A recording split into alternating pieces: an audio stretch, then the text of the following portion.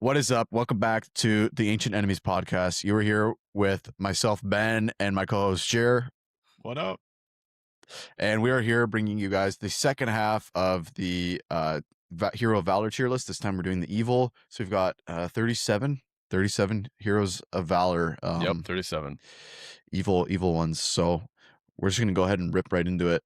Yeah. Jer's going to pull up the tier list. Okay. So we're rocking and rolling here. So if you haven't seen any of our previous tier lists, typically how we do it is if the person in question does their job, we slot them right into B. If they do their job well, we put them into A. And then if they do their job exceptionally well, they're S.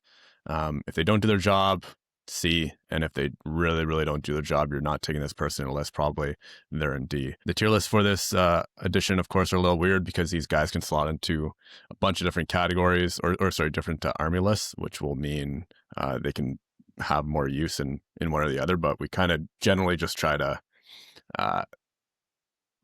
pay attention to that, but it can be tricky. So yeah. So the first thing, and for this one, we don't have any wraiths. So if you really like wraiths, this isn't the tier list for you. There's tons of them. There's like the 9, there's all the named ones. There's the ring wraith A, B, C. Then there's all the necromancer stuff. So we could just do a whole episode just on wraith things, but we're just gonna do it. We're gonna leave them out of this because about an extra too many profiles would be here for a millennia. Okay, so starting with the Mahud King. That is the first one on the list. Ben, do you have that one lined up, or do you want me to do it? I do. I got it here. All right, rock and roll. So the Mahud King is move 6, fight 5, strength 5, D6, 3 attack, 2 wounds, courage 5, intelligence 6, 2 might, 2 will, 1 fate. He's got strength and strike. No particular special rules. For 25 points, he can be equipped to a war camel, which we talked about in our mount tier list, right? Did we talk about these guys? Yep. Yeah, so we talked about those. And a couple special rules for the army. These guys can be taken in Farharad and Harad and just Farharad. Yeah, Farharad and Grand Army of the South. So if your general slays an enemy hero in combat until the end of the turn, friendly Mahud warriors within 6 inches of your general gain a bonus of +1 to their fight value. So a little bonus for the Mahud King. That's your general. Yeah, I can hear. We had Preston on in our earlier episodes. He loves Mahud Kings. I can hear him just licking his chops, talking about this profile. He loves these guys. They're for a reason. They're cheap, 70 points. You put them on that camel for an extra 25. Yeah. They're 3 attack, strength 5. These guys are doing damage. And on that camel, they have the impact hits. So they can create space, and then whatever they run into, as long as they can beat it. I mean, the fight value is obviously not great on these guys. Only fight 5, so they're going to struggle against things like elves. But man, if you get them into pretty much anything else troop-based, it's going to munch it. Dwarves, it'll munch.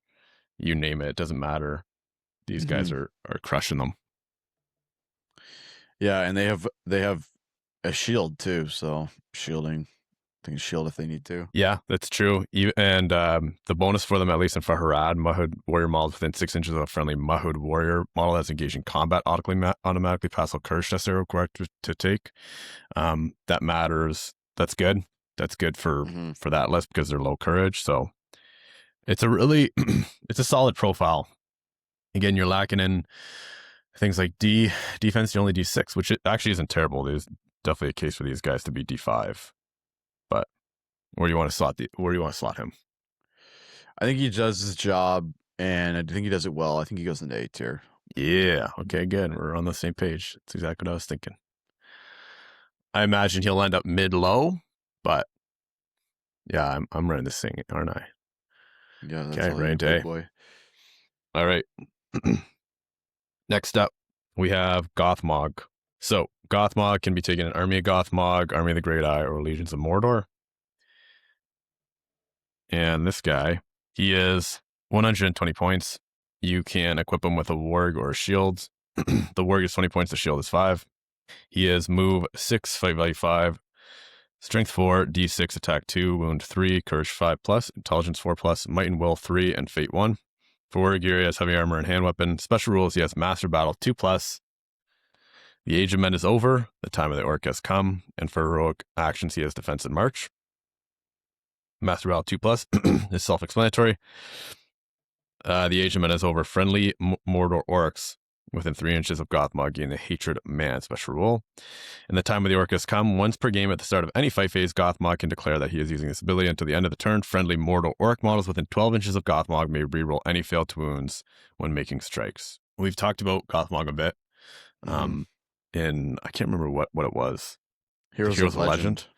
Yeah. Excuse me. Yeah, so I mean, he's still pretty bad. You can go, you listen to our breakdown on him on the other tier list, but the thing for him this edition is he doesn't have strike, so he can't. He's going to struggle against elves and basically everything that he wants to fight. Has the master battle, but it's now a 2-up, and there's definitely times that you're going to roll that 1, and you're going to, be super frustrated. And his rules are not bad. Like the time of the orc is coming, the age of men is over. But the age of the men is over is obviously specific to men. So you're not getting a whole ton of value out of it. What are your thoughts on him? Not really much more. Like, he's not.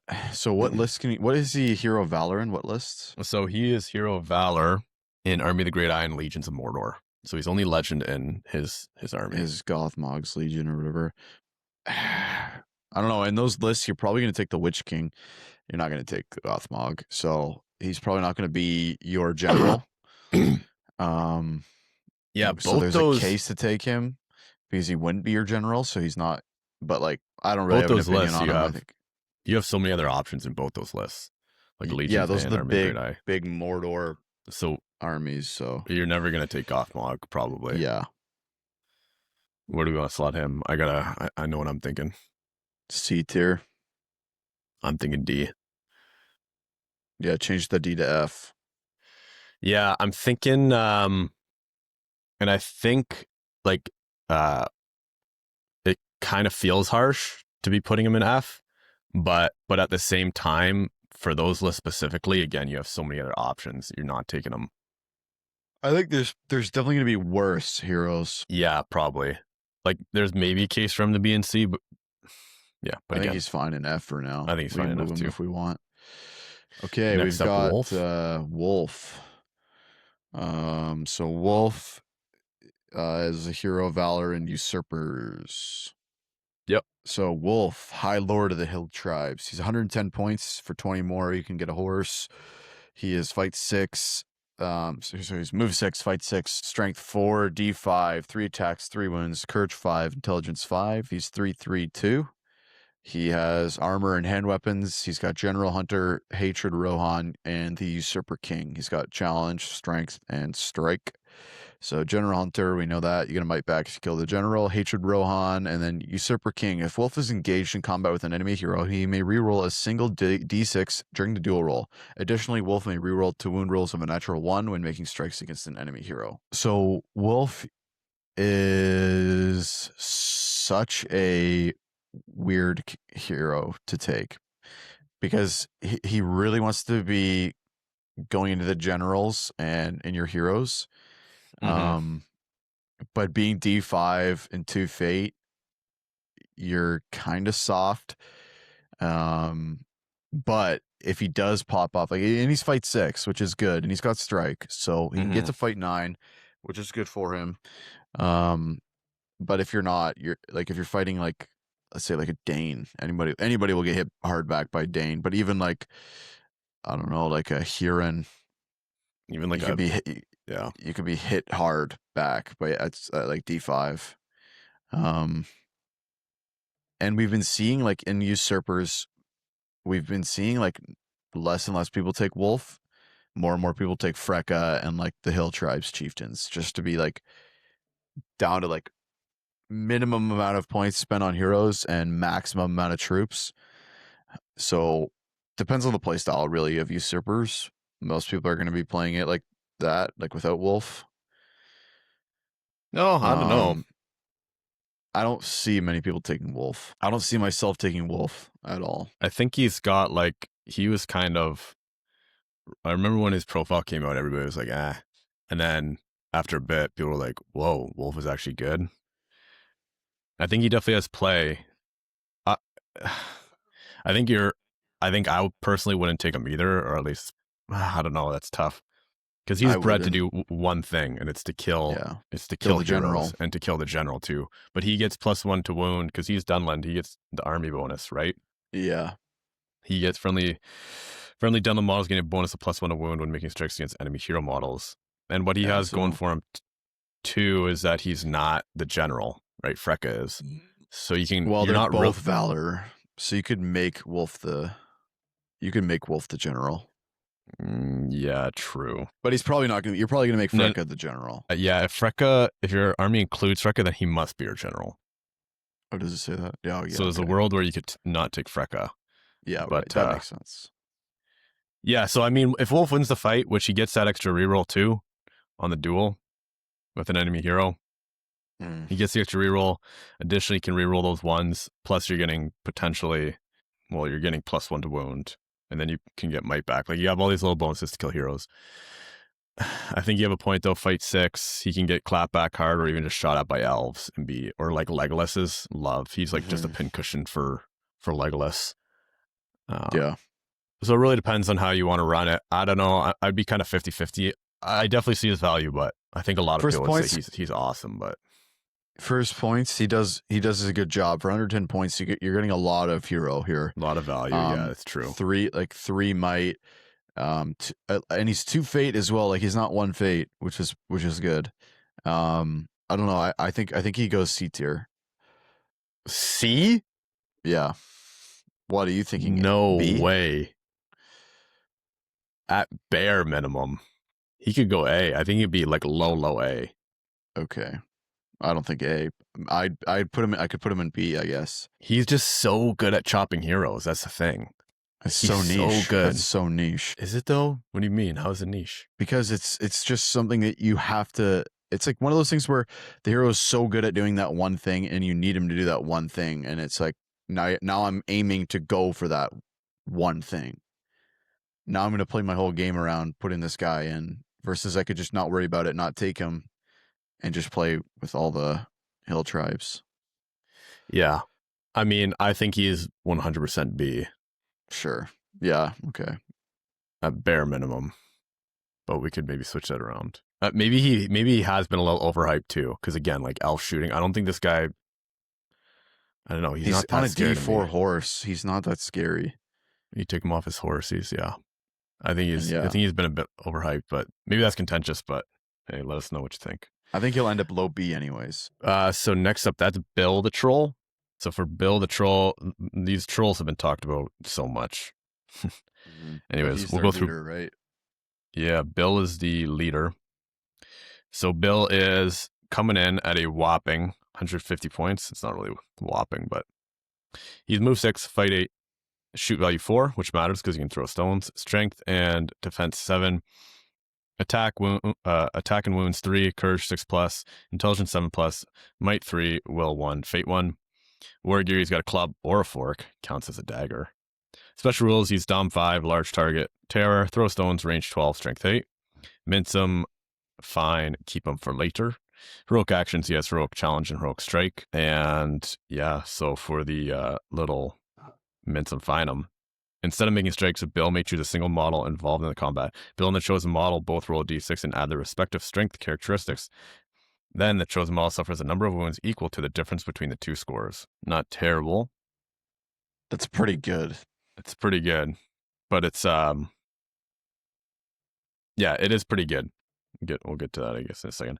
And then keep them for later. If this model wins a dual roll, they may choose a single enemy model on a 25 base instead of making strikes or using a brutal power attack.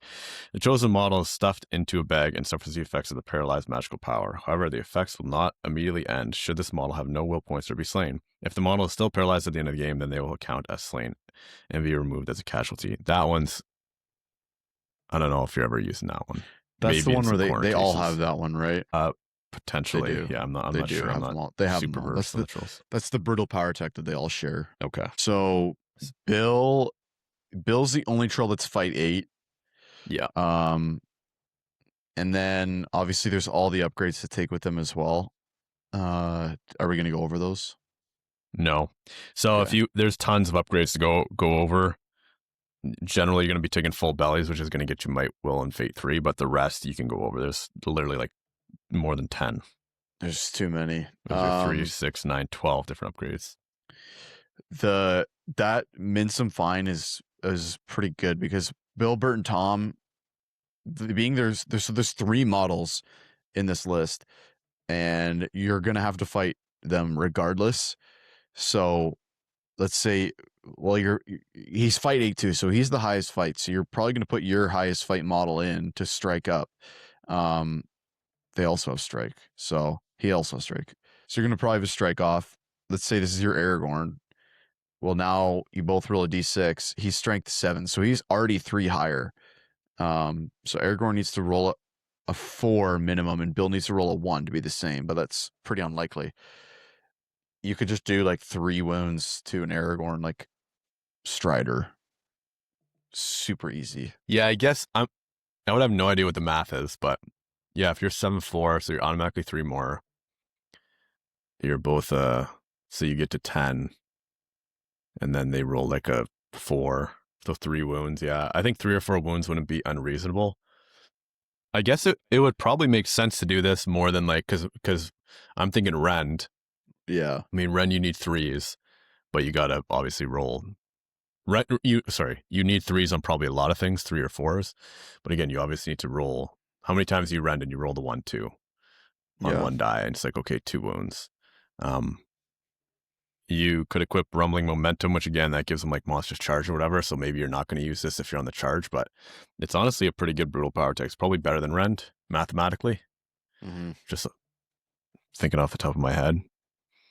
But yeah, I mean, solid profile. And then you've got the throw stones and fight 8. Fight 8's key for them. Yeah.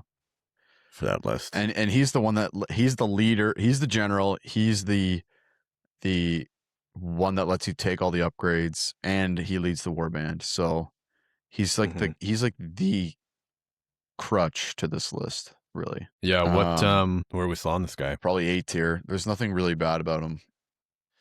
Yeah, it's I just think the A. list itself. He's probably gonna go end up lay. And probably low A. Yeah, it's the list itself that is restricting because of them being the 3 models. I don't see 3 trolls doing that well ever. Yeah, which is funny because they're so hyped at the beginning of the edition. Yeah, everyone was like going crazy. At low points, they definitely have their play, like for sure. 500 points. Equip them full bellies. Again, any monster that's fight 8, assuming you take full bellies, you're 3/3/3. Mm-hmm. You're gonna be good. Yeah. So all right. Next up, Aldrak. Aldrak, the destroyer of worlds. Hole punch. The hole punch himself.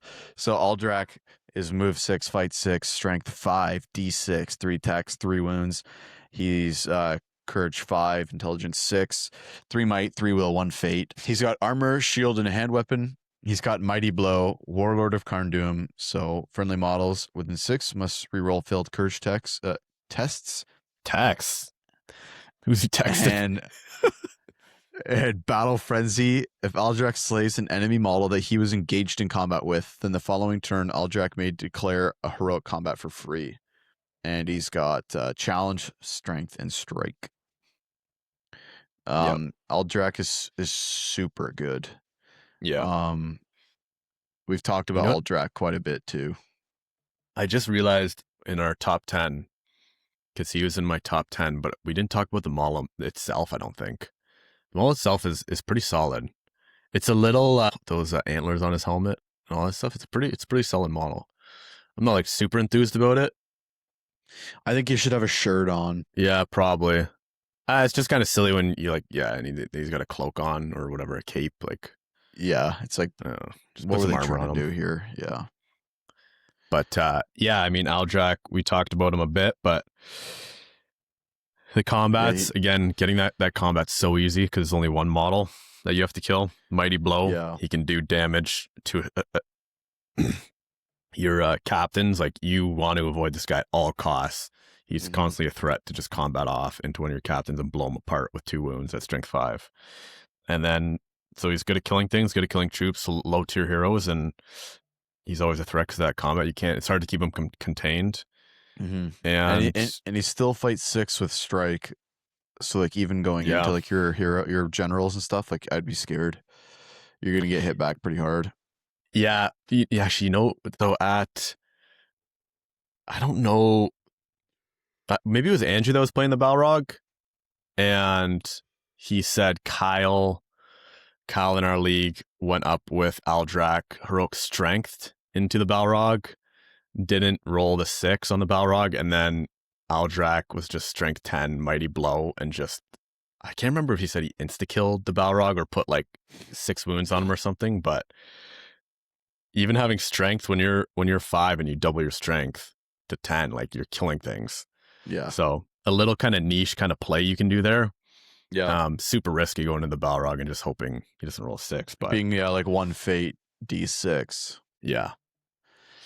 But he's really solid, and again, he's only 110 points. He's 110 points, and you can take him Karn Doom and host the Witch King. Karn Doom, he's the leader, which is a little bit worse for him.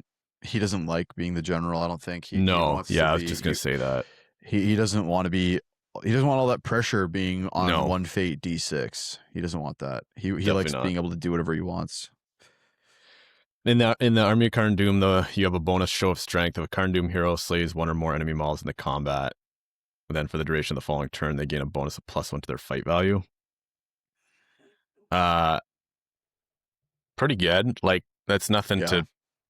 It's nice. And, I mean, even within that, you have Fierce Charge, so friendly warrior models get a bonus of +1 to their fight value in a turn in which they charge.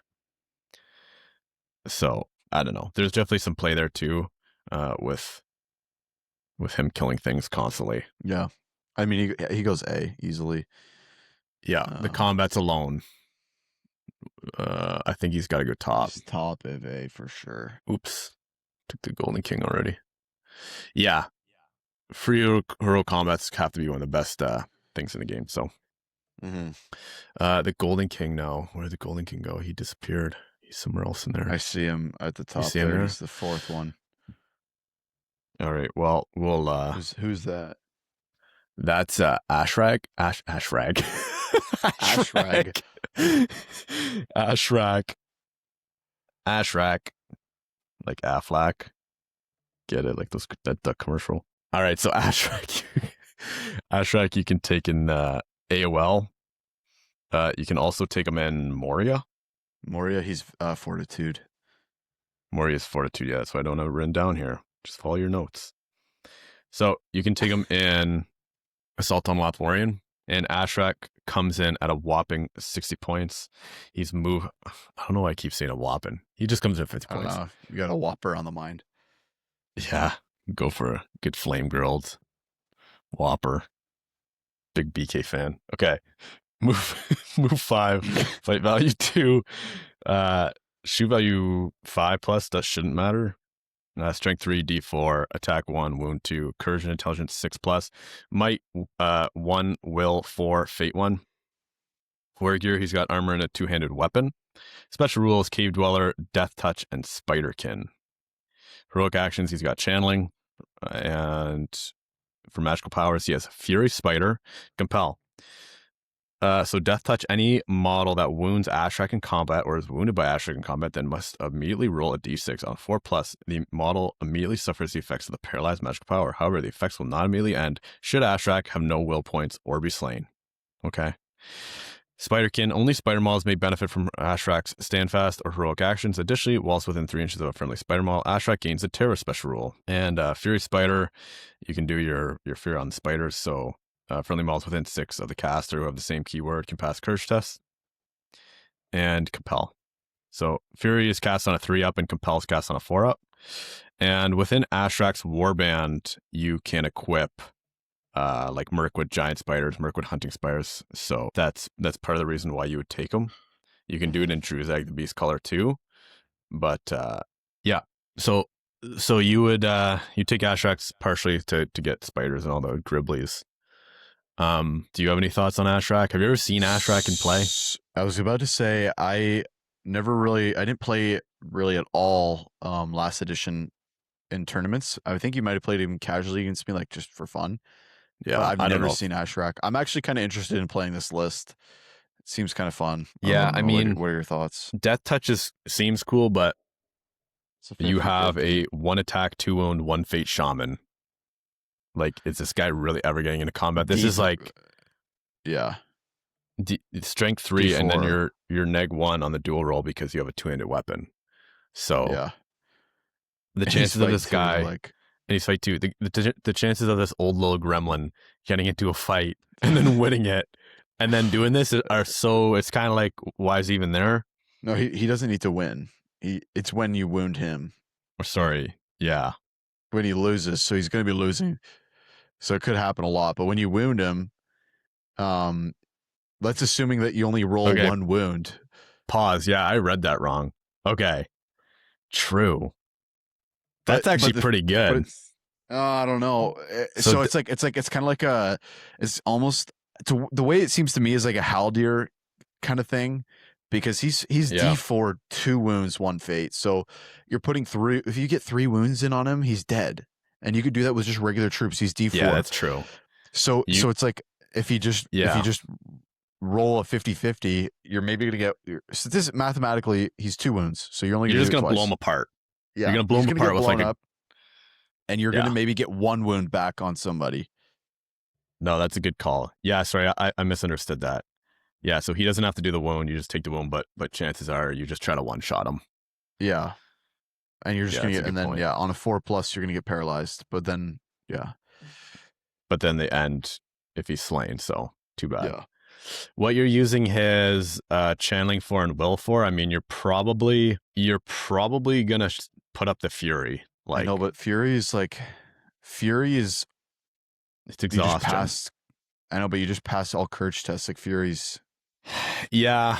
I mean, I guess you don't have to. You don't have to put up the Fury, but like if you're playing a Terror army, you might want to.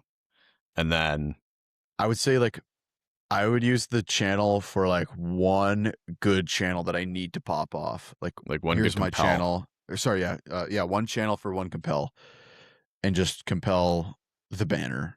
Yeah, or he doesn't have something else. He just doesn't have a whole lot of play. Yeah, you either channel that one thing, or you just save all 4, and then do 3 separate compels and then a channel or what have you.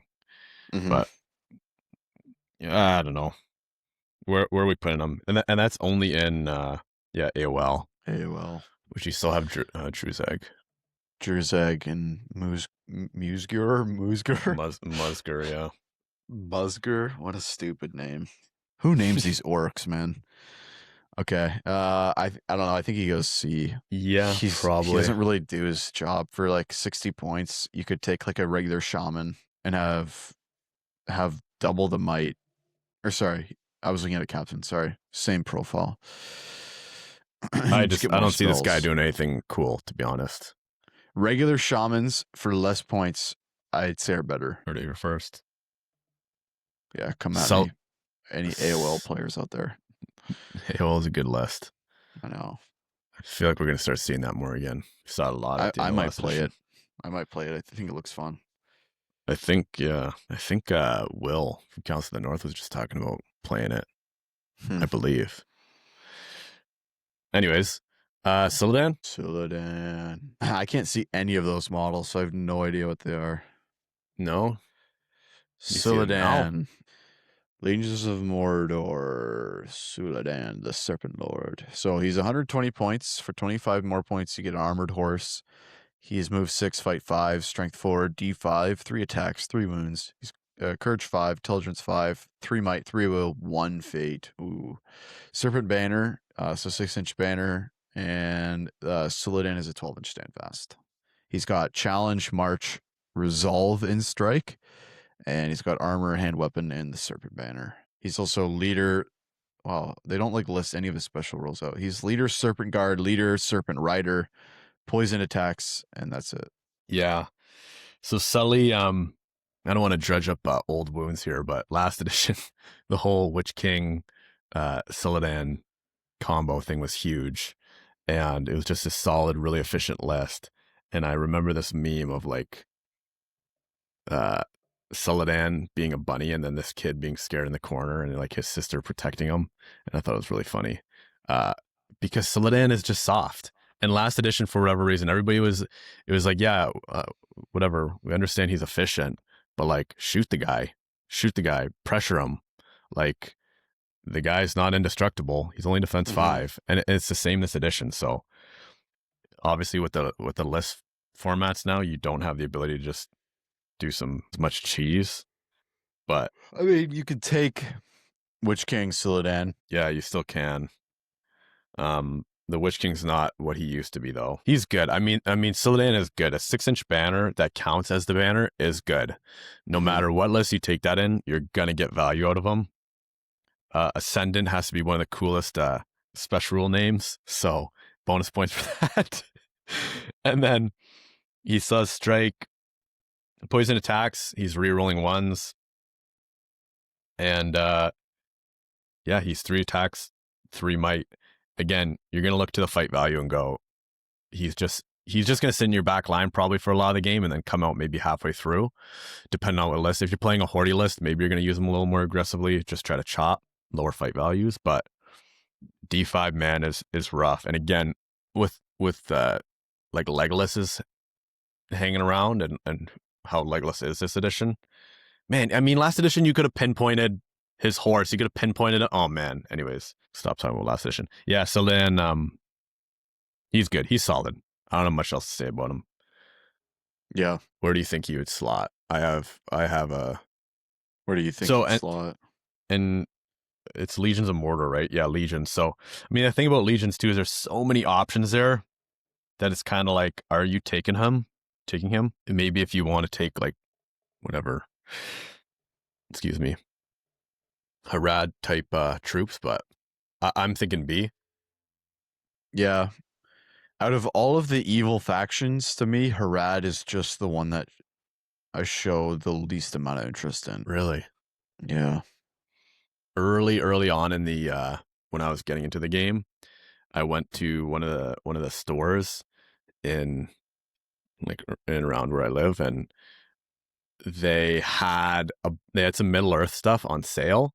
And like, again, I just didn't understand like how GW stocks and this and that and 15% offs and all this jazz. But they had 2 Haradrim Raider boxes, brand new, and they're both going for 30% off. And I remember just kind of being like, oh, that's a good deal. Like, I'll just buy them both. And then I guess the store was just like going out of stock, so they're just getting rid of stuff. But man, I had 12 Haradrim Raiders, so I played Serpent Horde a chunk. I enjoy them. Yeah. I Cool. think it goes B. Yeah, sure. I don't think, yeah. He'll probably end up low B. And again, in that list, you have so many other options. So next up, we have Sid Briarthorn. Oh, give me a break with the ruffians. I was like, who is that? I've never seen that. Oh, model. sorry. This actually is not Sid Briarthorn, so he's gonna exit. I forgot to get rid of him. You can do the Golden King. Why? What's wrong with Sid? That wasn't Sid. You'll see Sid later. You see Sid down there? Do you see where I'm pointing? That's Sid. Was that Ted Sandyman or Rowan Thistlewood? Maybe. I think it's Roman Thistlewood. Yeah. Rowan. Is it Rowan or Roman? Rowan. Rowan probably. Yeah, makes more sense. Okay. So you want to go to the Golden King? He's gone now. Oh, yeah, Golden King. Okay, Golden King of Abercon. Dude, this guy's been talked about way too much for such a good, stupid little model. Okay. He's move 6, fight 5, strength 4, D5, 4 attacks, 4 wounds, courage 6, intelligence 5, move 2 might, 6 will, 2 fate. He's got a 2-handed weapon, the Golden Throne. He's burly. How is he burly? Anyways, riches beyond renown, lure of wealth, and the Golden Throne. So the Golden Throne is a banner, and it's a real banner. He's burly, riches beyond renown. The Golden King can spend any number of will points when an enemy hero within 12 inches and line of sight takes a courage test. If he does, for each will point spent, the hero model's courage is reduced by 1. The Golden King may wait until after the courage test has been rolled to use the special rule. Affected hero models may still use might or will points to improve their courage test after the Golden King has used the special rule. And the Lure of Wealth. If the Golden King loses a duel roll, he may immediately spend a will point to use the special rule. If he does, enemy models may not make strikes against the Golden King for the duration of the combat. I know in England they FAQ'd the Let's not even talk GBHL. about it. Let's not even talk about it. I'm just gonna say my one point here. If I am a Mordor troll fighting a Golden King, I don't think it's worth it, Ben. It's not worth it. Is it? No. I just want to say, because it doesn't. Whatever. It's not worth it. It's not worth these goobs. It's not worth it. Fine. I just think it's so stupid. Yeah, I agree, but it's not worth it. It doesn't matter. You can tell them friggin' 2 + 2 = 4, and they're gonna go, no, actually, it's divided. Actually, it's divided. It's like you could tell them some completely objective, non-false truth, and they would say it's false. Does not matter. They're not listening. People do not listen. All right. Okay. So the Golden King, he's good for 130 points. He's good. That the Lure of Wealth is good. Like, just tie up a hero and tie up an Aragorn and never let him make strikes. So long as it's your winning priorities. But I'm so glad they put him on a 50 mil and got rid of that. That's the old version base. So if you're unfamiliar with it, you can see that little picture there. So silly. I still am confused. I never saw him last edition played. So confusing and weird. Yeah, so glad they put him on a 50. Yeah, he's good. Obviously, of course, he's got all his fancy little gadgets and abilities. And he can shoot munch. You put him into, 2 guys, strength 4, +1 to wound, burly. Mm-hmm. Nothing to sniff at. Yeah. And he's surrounded by a merchant guard. Yeah. Where he kind of suffers is obviously 50 mil in movement. You don't want him getting outmaneuvered. Yeah. Like whether that's putting him too far into the line, too far on a flank. He's still a banner, so you want that banner to be taking effect. But very solid profile. Where we still on him? A tier. Yeah, I think he's got to go A. I think he's probably. He's probably above Aldrak. Because that role is so good. I would agree. He's a banner. Yep. Yeah, he's got a lot what going else? for him. What else could they give him? Give him +1 a wound. Why not? Yeah. He doesn't have 3 might. Okay. It's kind of whatever. And he is D5, so he's 6 will, so you can use that rule 6 times. Yeah. You're probably not. He's survivable. He's very survivable. Yeah. Next we have Keeper of the Dungeons. So this guy is so you can take him in pits. Fun fact about this guy, if anybody didn't know, this was the original design, potential design for Azog. Really? And then they made him the Keeper of the Dungeons. Yeah. Where'd you learn that? YouTube. YouTube, yeah. Yeah. Cool. Well, it was Azog or Bulk. I'm pretty sure it was Azog, but then they wanted. Okay, here we go. What? No, who else could it have been? I'm 90% sure it was Azog, but in case I'm wrong, might have been Bulk. But I'm pretty sure it was Azog. That's a pretty good little fun fact. I appreciate that. Yeah. So, Keeper of the Dungeons coming in at 80 points in pits. We're not touching the Rise of the Necromancer list here because we're not touching it at all. And I don't think in Rise of the Necromancer, I don't even think he's Hero of Valor, if you can check that, Ben. But Hero of Valor, right? I'm checking it now. Hold on. In Rise of the Necromancer, he is Hero of Valor. Yep. He is in Necromancer. Yep. Okay. Yep. So the Keeper of the Dungeon's coming in at 80 points. Move 6, fight 5, strength 5, D6, attack 3, wound 2, courage 5 plus, intelligence 6 plus, might and will 3, fate 0. Don't see a whole ton of that. Yeah. War gear, he's got heavy armor, 2-handed weapon. Special rules, he has burly, torturer, and you have something my master wants. Heroic actions, he has challenge, strength, and strike. So he's +1 to wound because he's burly. He's got that 2-handed weapon. Torturer, keep track of how many enemy models the keeper of the dungeon kills in combat. Once he has killed one or more enemies, the keeper of the dungeons may re-roll 2 wound rolls of a natural 1 when making strikes. Okay. Once he has killed 3 or more models, the keeper of the dungeons gains a terror special rule. Okay, not bad. Once he has killed 5 or more models, the keeper of the dungeons may re-roll all failed wound rolls of making strikes. And you have something my master wants. The keeper of the dungeons gains a bonus of +1 to wound when making strikes against any model carrying a ring of power, either Narya, Nenya, Vilya, the Ring of Durin, or the One Ring. So, what do you think about him? I have yet to use him in game. I have the model. No. And you have the model, right?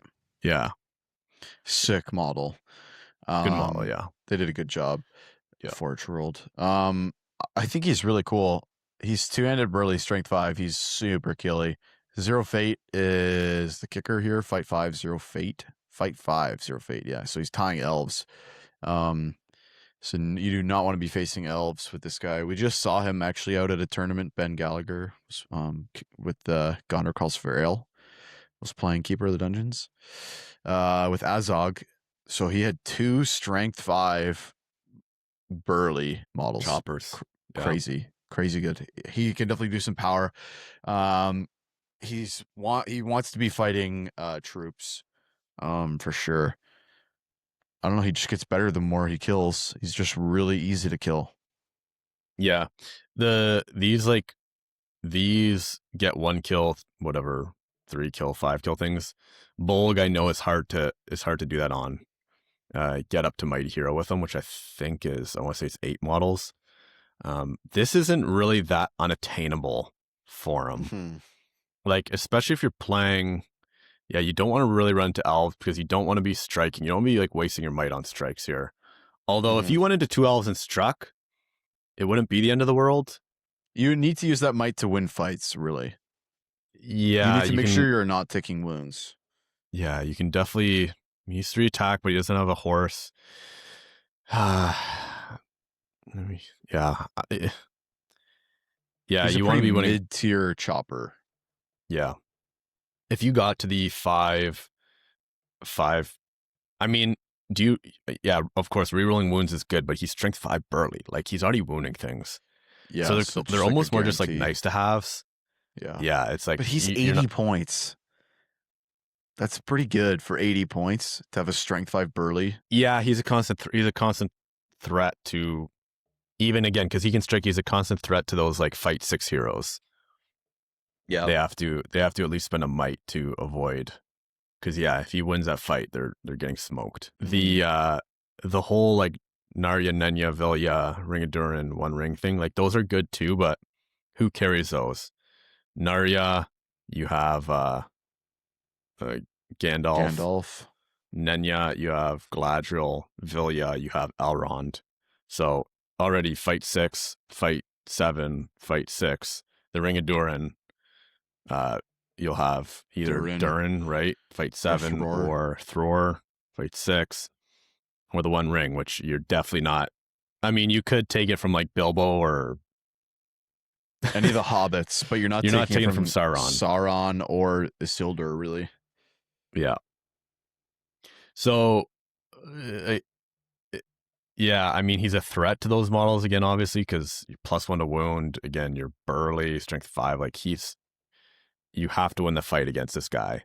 But are they really that worried about it? Like, these, maybe Galadriel a little bit, but Galadriel, you're going to just be transfixing any. Like, I don't know. I don't really see that rule coming into effect all that often. I don't know. Maybe you guys have. Maybe you've used it to great effect, but I just don't see it. I don't know. He's solid, but if he's fighting Galadriel, he's going to be fighting Galadriel Knights who are going to be beating him. Yeah, exactly. You're fighting elves anyways. You probably already spent a couple might by the time you get to Galadriel. I mean, if you're getting to Galadriel full might, the Loth player is probably doing something wrong. Just go for sure. Go on a limb and say that. Yeah. Where are we putting him? I think he's B2. I think okay, Dragon. Moria. So he's Valour and Moria. Okay, I was wondering. Okay, Dragon. 200 points. He's got Breathe Fire, Fly, Superior Intellect, Tough Hide, and Worm Magic, all for 50. I'm not going to go over those, but there's some good ones there. So he's move 6, fight 8, shoot value 2+. Blows my mind how that did not get FAQ'd. Strength 7, D7, 4 attacks, 7 wounds, Courage 6+, Intelligence 5+, 3 Might, 3 Will, 3 Fate. He's got Claws and Teeth. He's Dominant 5, Harbinger of Evil, Large Target, Monstrous Charge, Resistant to Magic, Survival Instinct, and Terror. He's got Channeling, Defense, and Resolve. And all those special rules are pretty self-explanatory. Survival Instincts, every time you take a wound, doing a Courage test. If the test is failed, you piece. If the test is failed, yeah, you piece. So Dragon, this is the one that can equip 2 upgrades, so, or is it 3? No, you can only take 2 here. Okay, 3 for some is reason, in the Dragons in the North. tabletop lets you select 3 for some reason, but yeah, so the common dragon build, Breathe Fire and Fly. It's arguably the best combo. I think the Fly should be an auto include. Yeah. Depends on how you want to play it, really. But especially with that dinner plate base, yeah, you want Fly to get around.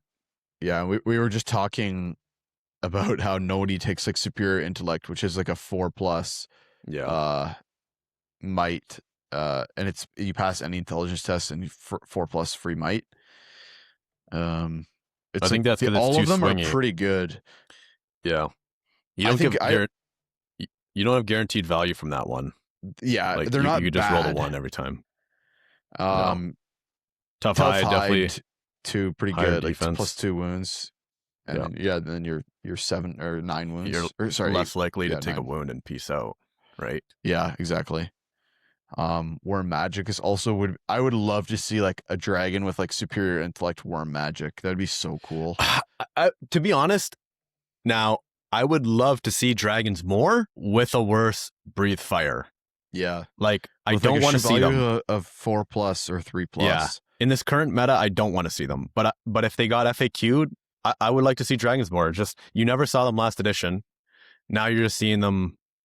I mean, to be honest, we don't see them that much. I think people understand just how oppressive they are, and they like how fun is it to just blow apart an army with, a couple Breathe Fire shots. 2 Breathe Fires, like, yeah, even like killing like big heroes that have like low fate. Yeah, these guys they're really solid. You do really suffer from that dinner plate base if you're playing, depending on your meta, or the tournament just itself. If you're playing on a board with lots of terrain, these guys are going to suffer. People are going to be able to hide. You're not going to be able to get everywhere you want to. Even that 12 inches, because what's the base? It says on it, 130 right? mil. 130 mil. So that's approximately 5 inches, just over. I think it's like almost 5 inches bang on. But yeah, so I mean, you move that 12 inches, you can only really, like, you're moving 12, but then remember, the end of your base is still 5 inches back. So you have to get past that object, which people I don't think really understand.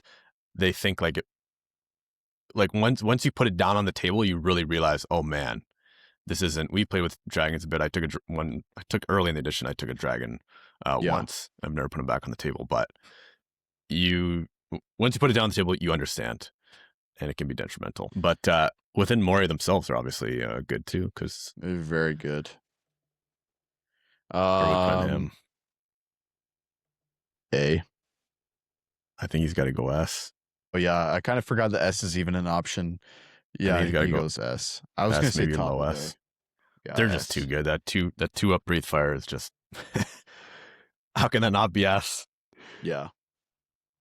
Even if you don't hit at all, just the threat of it is just absolutely ridiculous. Yeah.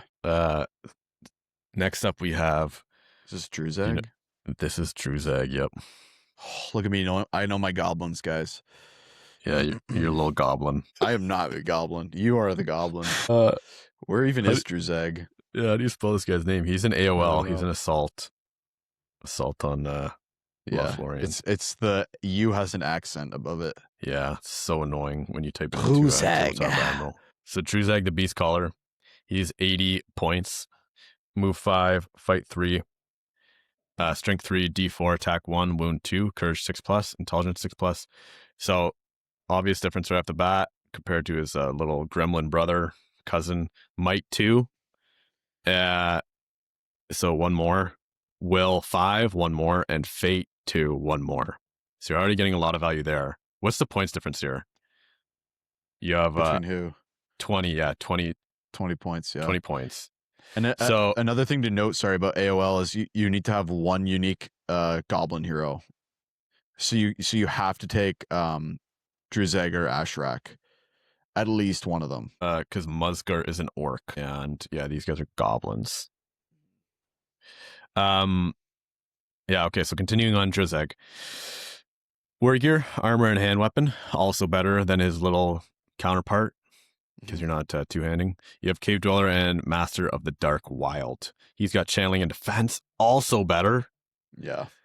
And magical powers, you have Enrage Beast, Fury Beast, and Writhing Vines. And so Master of the Dark Wild.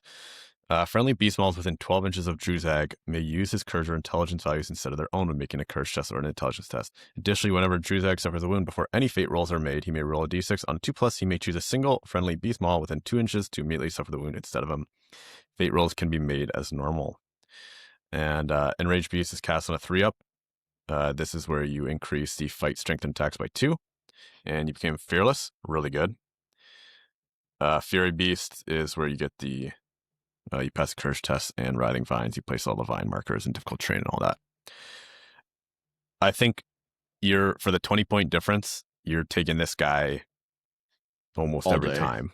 He I'd take just him all has so much more value. Like even the defense with 2 might, you could put this guy into Aragorn and just defense and say, you got to hit me. You got to roll your 6s. Yeah. Like too bad. There's so much more play with him.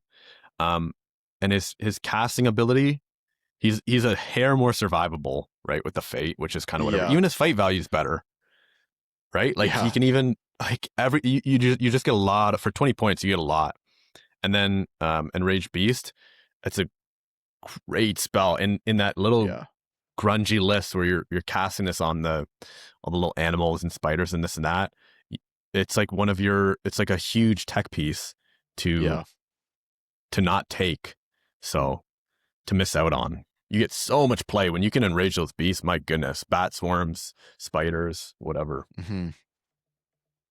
Pause. I can hear that so clearly. How much longer? Okay, dude, I want to play Assault on Lothlorien. I know.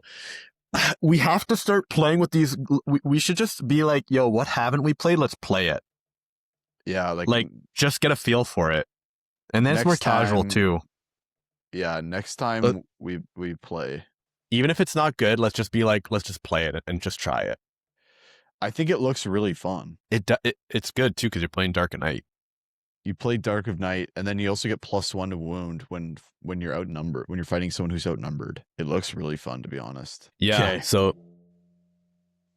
Druzag, you're getting a lot of value for him. Mm-hmm.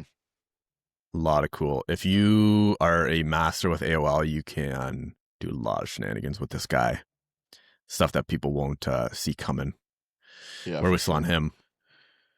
I think he goes above the troll. I think above the Mahud King. Is that who that is? I thought that was Silodan. Yeah, above the Mahud King. Yeah, because he provides a lot for his list too. Yeah, he does. Okay, we got Durbs. Dudas. Okay. Durbers in Moria. Interesting that he's Hero Valor there. Not a ledge. He's not a ledge. Okay. No. He's move 5, fight 4, strength 4, D6, 2 attacks, 2 wounds, courage 6, intelligence 6, 3 might, 2 will, 2 fate. He's got heavy armor and hand weapon. Special rules: Cave Dweller, Iron Fist, and Callous Leadership. He's got defense, resolve, and strike. Iron Fist, he's got 12-inch stand fast, and Callous Leadership. Once per game at the start of any fight phase before the declare heroic step, Durburst can declare he's using this ability. Until the end phase of the turn, friendly goblin models within 6 inches of Durburst gain a bonus of +1 to wound when making strikes. However, any other friendly goblin models within 6 inches that lose a dual roll, and not including supporting models, must roll a d6, and after strikes have been made against them on a roll of a 1, the model suffers a wound. So kind of like a give and take, kind of like a yin yang, I guess. Also so he's 75 points, and in the Moria list, there's Durbur's Will. Once per game at the start of his activation, Durburst may declare he's using this ability. If he does, Durburst may not move during his activation. However, all friendly goblin models gain a bonus of +2 to their move value until the end phase of the turn. Additionally, in a turn in which Durburst uses this ability, all friendly Moria goblins within 6 inches automatically pass any courage tests required when attempting to charge a model with a terror special roll. Yeah, you've played Durburst. I've played Durburst before. I think he's kind of underwhelming with the dragon. Yeah. Yeah, he's his model's cool. He's got his gut hanging out there and his double chin. Got like an ear piercing. Yeah. Actually, I don't know if his gut's hanging out. Yeah, but he's got that. He does have that double belly. chin. Ear piercing. It's jokes. He's good. I didn't really realize it until I started painting him. But yeah, he's. I think what's really bad for him here is the fight 4. And I mean, in a kind of a fight 4 meta right now, he's not really doing a lot of killing. He just feels underwhelming. Yeah, for what you get, you kind of want something a little more choppy. But I mean, he can still win fights. He still has 3 might. He can still, and then his Callous Leadership is good, where you get the +1 to wounds, and he's pretty important for your late game with the 12-inch stand fast. Yeah, that's pretty vital for Moria. So you want to keep him around, but again, he's only D6. Like, he can be wounded fairly easily. So I don't know. He's just so basic. I think he does his job. Like, I don't know if you have anything else to say about him, but you know what? Really. And he has defense too. He has defense. That's nothing to sniff at. I love 3 might, like, yeah. It's such a good heroic action. Like, he can strike or defense if he needs to, but he's not doing what you. I mean, what does he come in at? He's 75 points. So really, what can you expect from him? But yeah, he does his job. He provides a lot for the list, though, too, with the kind of his little bonuses. Moria's not a fantastic. I mean, he's just been outshone. It's been what's the word I'm looking for? Outshined by the. It's been overshadowed, obviously, by depths. So you don't see this list a lot, but where do you want to slot him? I'd say B tier below the keeper. B tier below the keeper. Yeah. Yeah, I'm not opposed to that, Siladan. I like Siladan. I mean, to be honest, as a hero of Valour, I would put him above Siladan. Because I think he does more than Siladan in terms of oh, you know what? That's a Haradrim King. Oh, Siladan? I didn't think it was Siladan. Yeah. People probably for like the last half an hour are like, what the heck? These guys are okay, I gotta take him. See it at all. I gotta take him out and slot Sully in there. Yeah, that's not so there's Sully. It's a little small on the screen when you have it screen shared and all that jazz. Yeah, so there's Sully in there. I think he puts above Sully because Sully you're not really taking in most lists, I think, or that he's Valorant. Yeah. Which is whatever, legions. Okay, who's next up at the top? Shadow. No, scroll up to the top. Sorry, Gorbag. Okay, Gorbag, Kirith Ungol. We just did a whole podcast on these guys. Yeah. Do you want to check that out? Yeah, the deep dive Kirith Ungol with Andrew. He is move 6, fight 5, strength 4, D5, 2 attacks, 2 wounds, courage 6, intelligence 5. He's 3-2-1 for the Might Will Fate. He's got Orcish Brawler and he's got Adaptive Fighter. Orcish Brawler, if Gorbag is outnumbered during a combat, he increases his attacks to 3 for the duration of the combat. Adaptive Fighter, if Gorbag wins the duel roll, then before a model backs away, Gorbag may choose a single enemy model involved in the combat. The chosen model is backed away in a direction chosen by Gorbag. This direction may be chosen so that if the model is forced to back away over the edge of a cliff, in which case they will suffer fall damage as normal. Once this has resolved, other models back away as normal and strikes are resolved. However, if a model has been backed away over the edge of a cliff, as described earlier, Gorbag cannot make strikes against that model. Okay, Gorbinator. that Gorbinator, the adaptive fighter will rarely ever come to effect with the cliff, but it is nice that you can back away a chosen model however you want. So you could just be fighting 1-on-1 and just push somebody off an objective. For 60 points, you're getting a lot of value from this guy. For sure. And you have to take him. So yeah. And he's not your leader. He's Shagger's your leader. And are these two in like any other Mordor lists? They are, but they're not Valour. Okay. Legions, I think he's Fortitude. Army of the Great Eye, let's see. Yeah. Or maybe that's Fortitude. Yeah, they're Fortitude. Yeah. Not Legions. Yeah, I guess quite a bit of value. And then there's the rivalry between the two, right? Do they get a bonus for that in the army bonus? You got to keep track or whatever. I think he does the job. I think he does it well. I think he goes into A tier.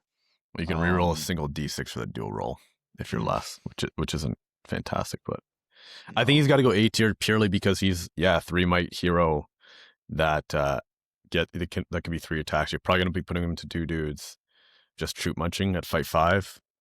He's not afraid to go into an elf if you just want to strike with your might.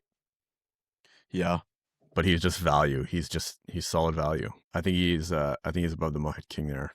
Sure. Yeah, he's solid value. Gorbag was great last edition. He's still good this edition. I think was he cheaper last edition? He might have been 5 points cheaper. Maybe 10 points cheaper. Anyways, we have Tom here. Tom the troll. So what's actually nice about these trolls is that they are different. They're not the same. So for Tom the Troll, he's a hero of Valor in that list. Bert's the only hero of Fortitude. So Tom's 120 points. He's move 6, fight 7, shoot value 4 up, which again matters because he can chuck stones.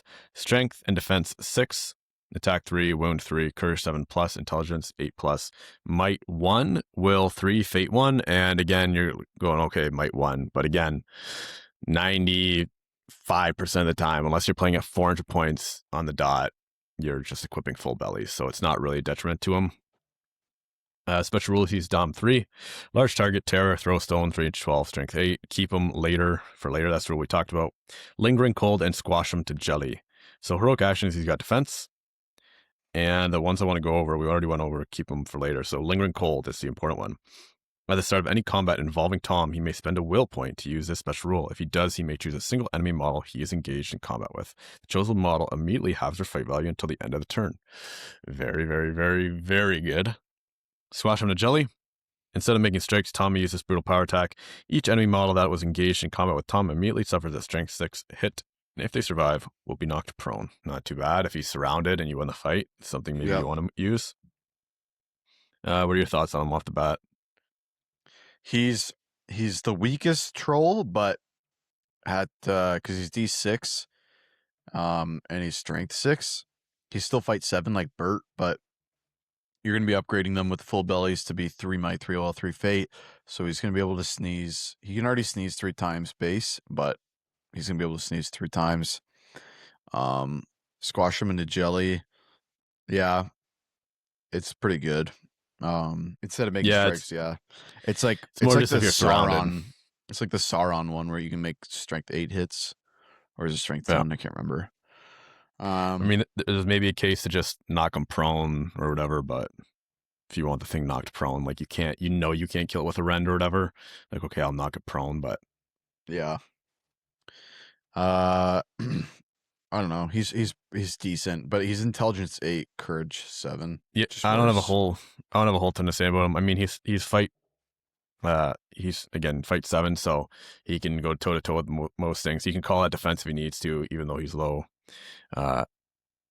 Even though he's only D6, and he's going to be your tech piece for getting those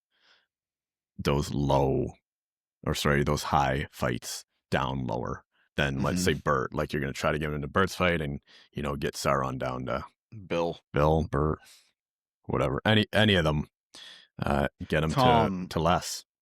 I think he's B tier. He doesn't Yeah, provide as much because he's not the leader. He doesn't give money bonuses. I think he's got to be high B though. Yeah. That half fight value thing is such a threat. It's such a threat. Like Yeah. even He's if such you a go threat, into but him he's with an Aragorn, D6. He's though, D6. you just sneeze on him. Too bad.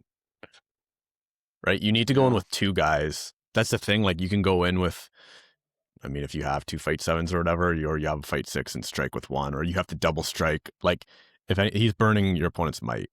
for sure. That none of the Maybe, trolls are bad. None of those trolls are bad. There's just some better than like Bill and Bert are better than him. yeah. Well, and there's ways around his lingering cold. Like lingering cold isn't busted, Yeah. right? It's only one. It's only one model. Again, like we just said, you can just go in with two and strike with both. At Yeah. fight six. Uh, yeah, I'd put him high B. Yeah. I agree. Below Wolf. I don't know if I still like Wolf there, but I think that's fine. Okay. Shaggers. Shagrat. He again talked about these guys a lot in their Kirthungal episode. So briefly, he's just move 6, fight 6. Can't believe he's fight 6. What the heck? Don't work at fight 6. What the heck? Strength 5, D5, 3 attacks, 3 wounds, courage 5, intelligence 5, 333. He's got armor and a hand weapon, general hunter, hands off the shiny shirt. That's mine. Cleaving blow. Hands off the shiny shirt. That's mine. During a scenario, he's got challenge, strength, and strike, and he's 110 points. During a scenario that involves picking up and carrying objectives, Shagrat can use the special rule at any point during his move. If he does, he may select a friendly model within 3 inches that's carrying an objective and take an intelligence test. If the test is passed, Shagrat immediately gains possession of that objective, even if the scenario would not normally allow for that objective to be passed. Additionally, Shagrat can always carry multiple objectives, even the scenario would state that models can only carry one. Cleaving blow. If this model rolls a natural 6 to wound when making... Oh, we know what cleaving blow is. Just kind of got in flow state there. Just kept reading. 2 wounds rather than one. Yeah. That's pretty niche, the shiny shirt. Like if an orc goes to picks up the heirloom, get Shagrat to take it. Yeah. Like or in like a treasure hoard, Shagrat could be carrying like all of your objectives.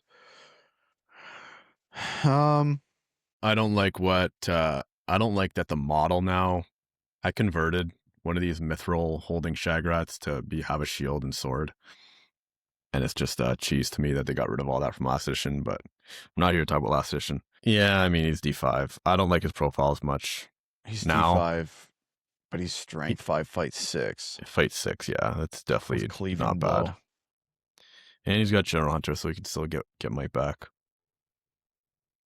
But he's low D. He's low D. I don't know. He can chop. He can definitely chop. It's not like rolling a natural 6 is not, uncommon. No, on 3 dice. So not uncommon. I think he's I don't know what is. I think it's D5. Like you look at everything else, but you're 110 points. He's 50 points more than Shagrat. He's 50 points more than Gorbag, and he gets 2 more fate, a will, and then he pretty much, it's like +1 across the board. I mean, he really does. He gets a +1 across the board and an extra fate. What are you clicking? I'm switching between Gorbag and Shagrat, the profiles, and I'm like looking to see what's changing. All you hear is yeah, Shaggers is I don't know. Maybe I have like some weird bias against him. I don't think he's I mean, bad. he's solid. He's not bad. Fight 6, striking an 8 is not that hard, right? Yeah, I know, but 66% chance you get to an 8. Right? Strength 5, cleaving blow, he can chop. And he's 3/3/3s across the board. Like, and he still has that little fancy rule with Gorbs. So yeah, I think there's a case for him to be A. Yeah, I think he's a Low A, like bottom A. Yeah, I'm fine with that. That's Bill. That's Bill. No, that's Bert. That's Bill. That's Bill. Bill is the leader. These trolls, man. Why'd they make 2 B names? Like, what are you thinking? So next up we have Freka. Freka, yeah. So Fricka, Lord of the West March, 80 points. You can take him in Usurpers as a hero of Valor. He is move 6, fight value 5, strength 4, d6 attack 2, wounds 2, courage and intelligence 6 ups, might 3, will 2, fate 1. War gear, heavy armor, and hand weapon. Special rules: he has Hatred Rohan, Dunlending Heritage, and Claim the Throne. All the hatreds, man. I mean, we already kind of do, but we just skim over them. They're so specific. They unless you're playing in some meta that is like constant Rohan or something, or constant whatever faction it is, then they can offer value. But anyways, Yeah, it's just like a good to have. It's just a, yeah. But does it really increase or decrease the profile? Not really. So he has Dunlending Heritage and Claim the Throne. Heroic actions, you have Challenge and Strength. So Dunlending Heritage friendly. Dunland warrior models within 6 inches of Freka gain a bonus +1 to their fight value. Obviously good. And Claim the Throne. If the enemy general is removed as a casualty whilst within 6 inches of Freka, then for the duration of the battle, friendly Dunland models treat Freka as a banner within a range of 6. So you're taking this guy mostly to be your leader and let Wolf do his thing if you're taking a Wolf, and then obviously be the fight buff. He is there purely to support, essentially, and like going to 1 to 2 models. Yeah, you're just sitting him in the back rank. He's only D6. He's only fight 5. Elves don't mind going into this guy, two-handing. But again, a good Usurpers player won't let you put elves in him. And we're seeing lots of Usurper play, like tons of models. Like you're very rarely quartering, unless you're like playing some super high killy army. It's hard to quarter. Yeah, he does a lot for the list because of that +1 fight buff. I don't want to like this guy. Just like he's so blah. His profile, he's only attack 2. He's only wound. That's the thing too. He's really soft in terms of you don't want to be putting this guy like legally. Legally, he will spend might to kill this guy, right? 2 wounds, 1 fate. If you can shoot at this guy, roll a 5 and then might it, you're gonna be doing it, because he's only 2 wounds. He's 2 wounds, and if you fail that fate, okay, now you gotta maybe spend some might on the fate. He's soft, so you are like hiding him. It's not like he's 3 wounds, 2 fate or whatever, right? So yeah, he's a decent profile, easy to kill, and you're just gonna keep him chilling in the back somewhere. Yeah. And hotfully get that banner effect to happen. But I don't think he can go higher than Wolf. That doesn't really make sense to me. See, I would put... He doesn't provide... other than the plus... I don't know. He does provide quite a bit. I would put it like this, because... But at the same time, half the time, I mean, the fight value bonus is good. There's a lot of fight for. But at the same time, you're like weighted dice a lot of the time. You're just pouring the Wildman in. I mean, I'd be putting Freka probably top, because he provides a good chunk for the list, and I think Wolf would be going here personally. But if you don't agree, I don't know, what is Wolf. Wolf doesn't provide much. Wolf chops. Freka provides so much more than Wolf. Way. He is the general. The thing is they're like a combo. You can't have one without the other. Like if you're taking Freka. I see people take Freka and Hill Tribesmen all the time. Yeah, I guess if you're taking Wolf, you're taking Freka. If you're taking Freka, you're just taking, if anything, there's almost a case for Freka to be A, because you can take them without Wolf, right? But Wolf, if you're taking Wolf, you're taking Freka. But I think Freka doesn't do... The thing with Freka is that the list kind of revolves around him, but the list can even work without Freka himself, right? Like you don't need for Wolf. Yeah. The list does not operate around Wolf. I think it operates more around Freka. You take Freka as your general because he's got the better courage than Hill Tribe's chieftains, and then you just take a bunch of chieftains with Freka. So you want like that? I wouldn't be opposed to that, because I think the list can function, and it functions very well without Wolf. I agree. I think it functions without Wolf. You just want to cram as many Hill Tribesmen in, and spending 110 points on a model that might go kill the general, but might not, might get clapped. But I think it's just not worth, in my opinion. I think the mix list with the Crabane too are good. Yeah, with Chieftain, with like Tribesman and Bat or Crabane. Yeah, Yeah. I think the only thing pushing Freka higher than Wolf here is the fact that you can take Wolf needs Freka, but Freka doesn't need Wolf. Essentially, does that's Wolf? the only Yeah, reason. Freka is Courage Wolf needs Freka 6. because you're not going to take Wolf. You're Well, not going to take Wolf Chieftains. as your leader and have Wolf him do is what he better wants to do. Courage. Wolf is better Courage, but Freka is better defense. And the list. Yeah. How's Freka less Courage than Wolf? He faced off against Helm Hammerhand himself. Anyways, I've had enough of Freka Lord of the West March. Okay, so I can't remember who just did Freka. Did I do Freka? You did. So the Shadow of Rudar, Shadows of Angmar, and host the Witch King. So he's move 6, fight 5, strength 3, D7, 2 attacks, 2 wounds, courage 4, intelligence 5, 2 might, 5 will, 2 fate, armor and a hand weapon, Blaze of the Dead, spectral walk, terror, herald of doom, power of Angmar. He's got heroic challenge. Blaze of the Dead, spectral walk, we know. Terror, we know. Herald of Doom. At the beginning of a game, after both sides have deployed, choose one hero model in the opponent's army. Whilst the Shadow of Rudar is within 6 inches of the chosen hero, the hero suffers a -1 penalty to their fate and rolls a -1 penalty to any courage test they're required to take. And the Power of Angmar. If the Shadow of Rudar rolls a natural 6 when making a casting roll, then the target model cannot spend will points to attempt to resist the magical power. What? And he's got Drain Courage, Fog of Disarray, Curse, and Wither. That's crazy. The Shadow is very, very good. And then also within Shadows of Angmar, spirit models gain stock on the scene, and friendly orc models within 3 inches of a spirit hero gain terror. So he's just buffing. He's buffing just regular Angmar orcs, and he's got stock on scene. And a Nat 6. If he rolls a Nat 6 Wither, you just reduced. You're just reduced a strength. Same with Curse. Yeah. You lose a fate. You can't resist. He's an interesting one, I think, especially because just the way you build that list, you sometimes you want Nas cracked in there. Because Nasdaq is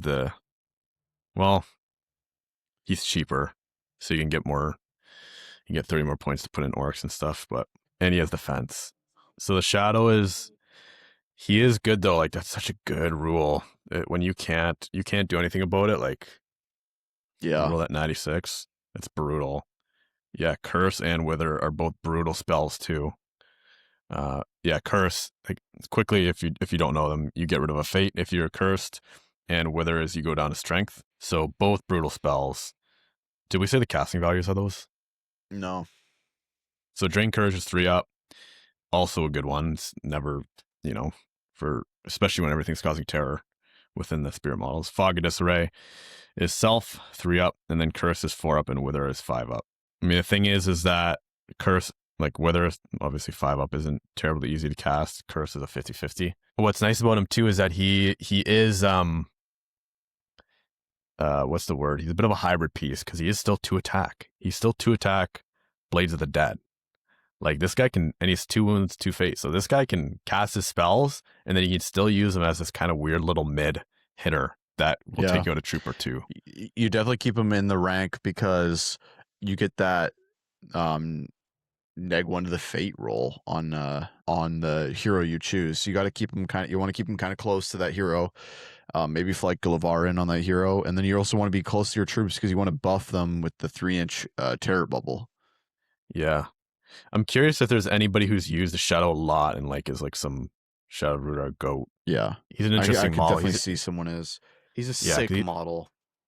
He is a great model. He's an interesting piece again because he's hybrid. He's not just like pure caster, pure junkie. And again, he's D7. So where do you want to slot him? I think he's going A tier.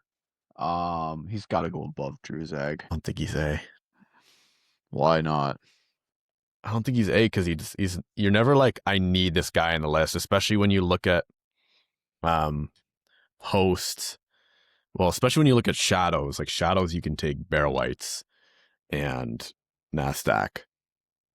Nasdaq is not that good. You love Nasdaq, and he's just like, Dude, Nasdaq is underrated, man. Well, I no, don't even he's know if he's not. really rated. I don't know. He's too okay. He can call We're not here to talk defenses. about That's why Nasdaq he's here. there. Yeah, okay, but the point is I don't think you're taking the shadow You can call for okay. his list. You're never like, I need the shadow.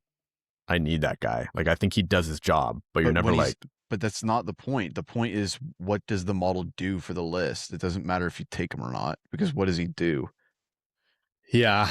But part of it is like, The part of it, I guess, is was whether you take him or not. But I still can see you taking him with Gullivar, and when you do take him, he's still like good. I wouldn't be opposed to putting him low A. I guess I I wouldn't think be he goes opposed to like it. way above. Where I think he's better than Druzag. Shagrat's vital to that list. Vital to Kira. Bert obviously is really good in That's that Bill. list, or whatever. Bill. The Mahid King. He's pretty vital for that list. Although I don't know if I like him sitting where he is right now. And then these guys are all essentially vital or like have some cool ability. Dude, the Shadow has sick abilities.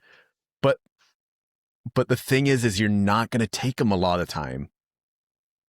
Okay, if I'm building a shadows list, he is not on the. He's not like I'm auto including this guy, and then Host of the Witch King. I got to go to Host of the Witch King too. But you have the Witch King in there, so you have a bunch of magic, and he's already a hybrid, the Witch King himself.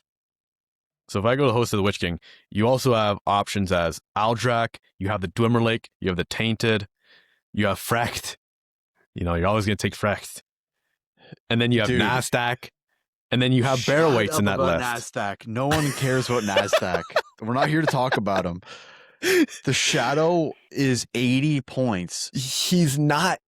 Okay, you know what? No, he's not. He's not vital. I don't think he's. It's not about who's vital or not. It's about what he does and whether he's good or not. For 80 points on a Nat 6, you cannot resist my spell. You could be top 3 models in the game. Let's say all 3 top models are in the same list. Okay. If the third model never gets taken, he's not S. He doesn't do for the list. I'm not asking for S. No, but I'm just saying, if they're all S tier, like without the army list, but within the army list itself, he just within the army list himself, he gives a 3-inch terror bubble. Yeah, and he's solid. And you can't resist his spells. I'm already I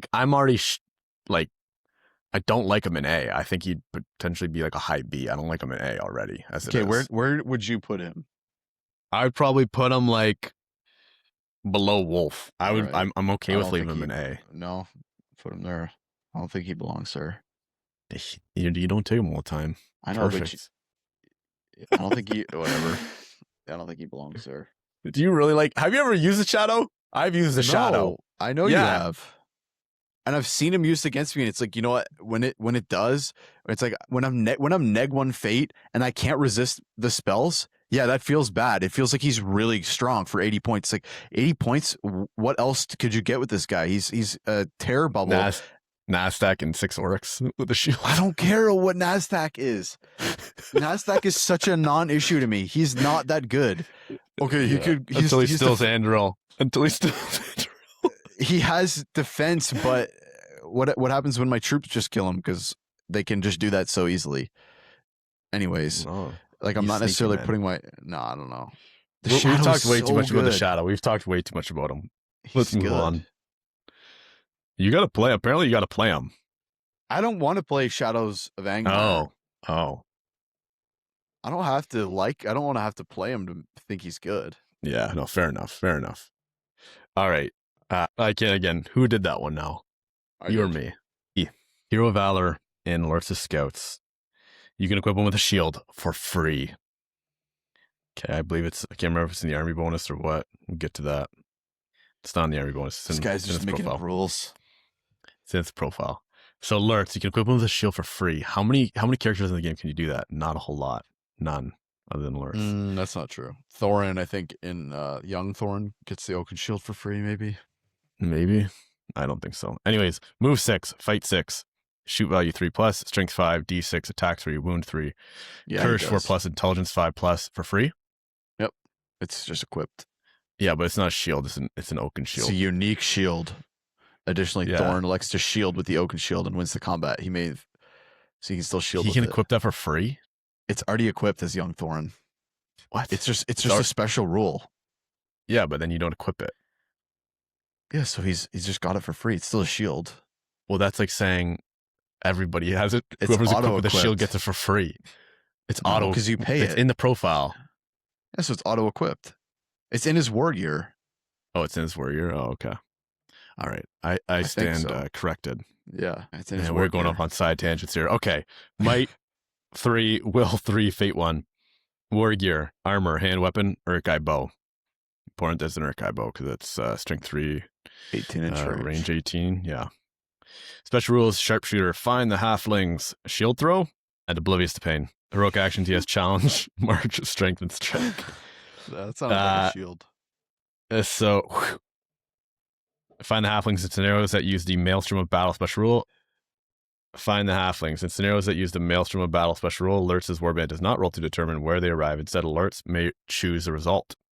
Shield throw. If Lurtz has been equipped with a shield, then once per game, Lurtz can use it as a throwing weapon and may reroll the to hit roll. This is a strength of 4 and any model on a 25 mil base that is hit will immediately be knocked prone. Once Lurtz has thrown a shield, he no longer carries it. The Lurtz's defense will not be reduced as a result. Whenever this model, oblivious to pain, whenever this model suffers a wound, roll a d6. On a roll of a 6, the wound is ignored. So Lurtz, what do we? He's got a glow up from last edition. What do we think about him? Yeah, I mean the list is good. The list is solid. He's solid. Fight 6 is nothing to sniff at with strike. Strength 5, d6. His stat line's solid across the board. He's got the attack 3, the wound 3. He still has a point of fate. Might 3, obviously. He's got march, which is a nice to have.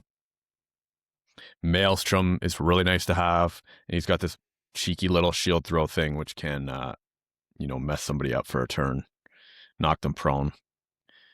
Get to reroll that to He's hit. a hero of Valor and Lurtz of Scouts. Yeah, you'd think he'd be legend, but no, he's just Yeah. Valor. So across the board, he's solid, and Lurtz also gains the General Hunter special rule, and he can declare heroic combat for each turn for free in this list. That's the army bonus. And friendly models increase their move value of 8, and you get the woodland creature special rule. So when you add all those things together, I don't see a world where he's not high A. He could almost be S, I think. At 1 fate. Yeah. Well, I'd probably put him high A. I've killed my fair share of Lurtzes, and they're never really that scary. He just does so much. Like he covers your bases in a lot of areas. He covers But your that's the thing, Maelstrom is that base. he's the linchpin.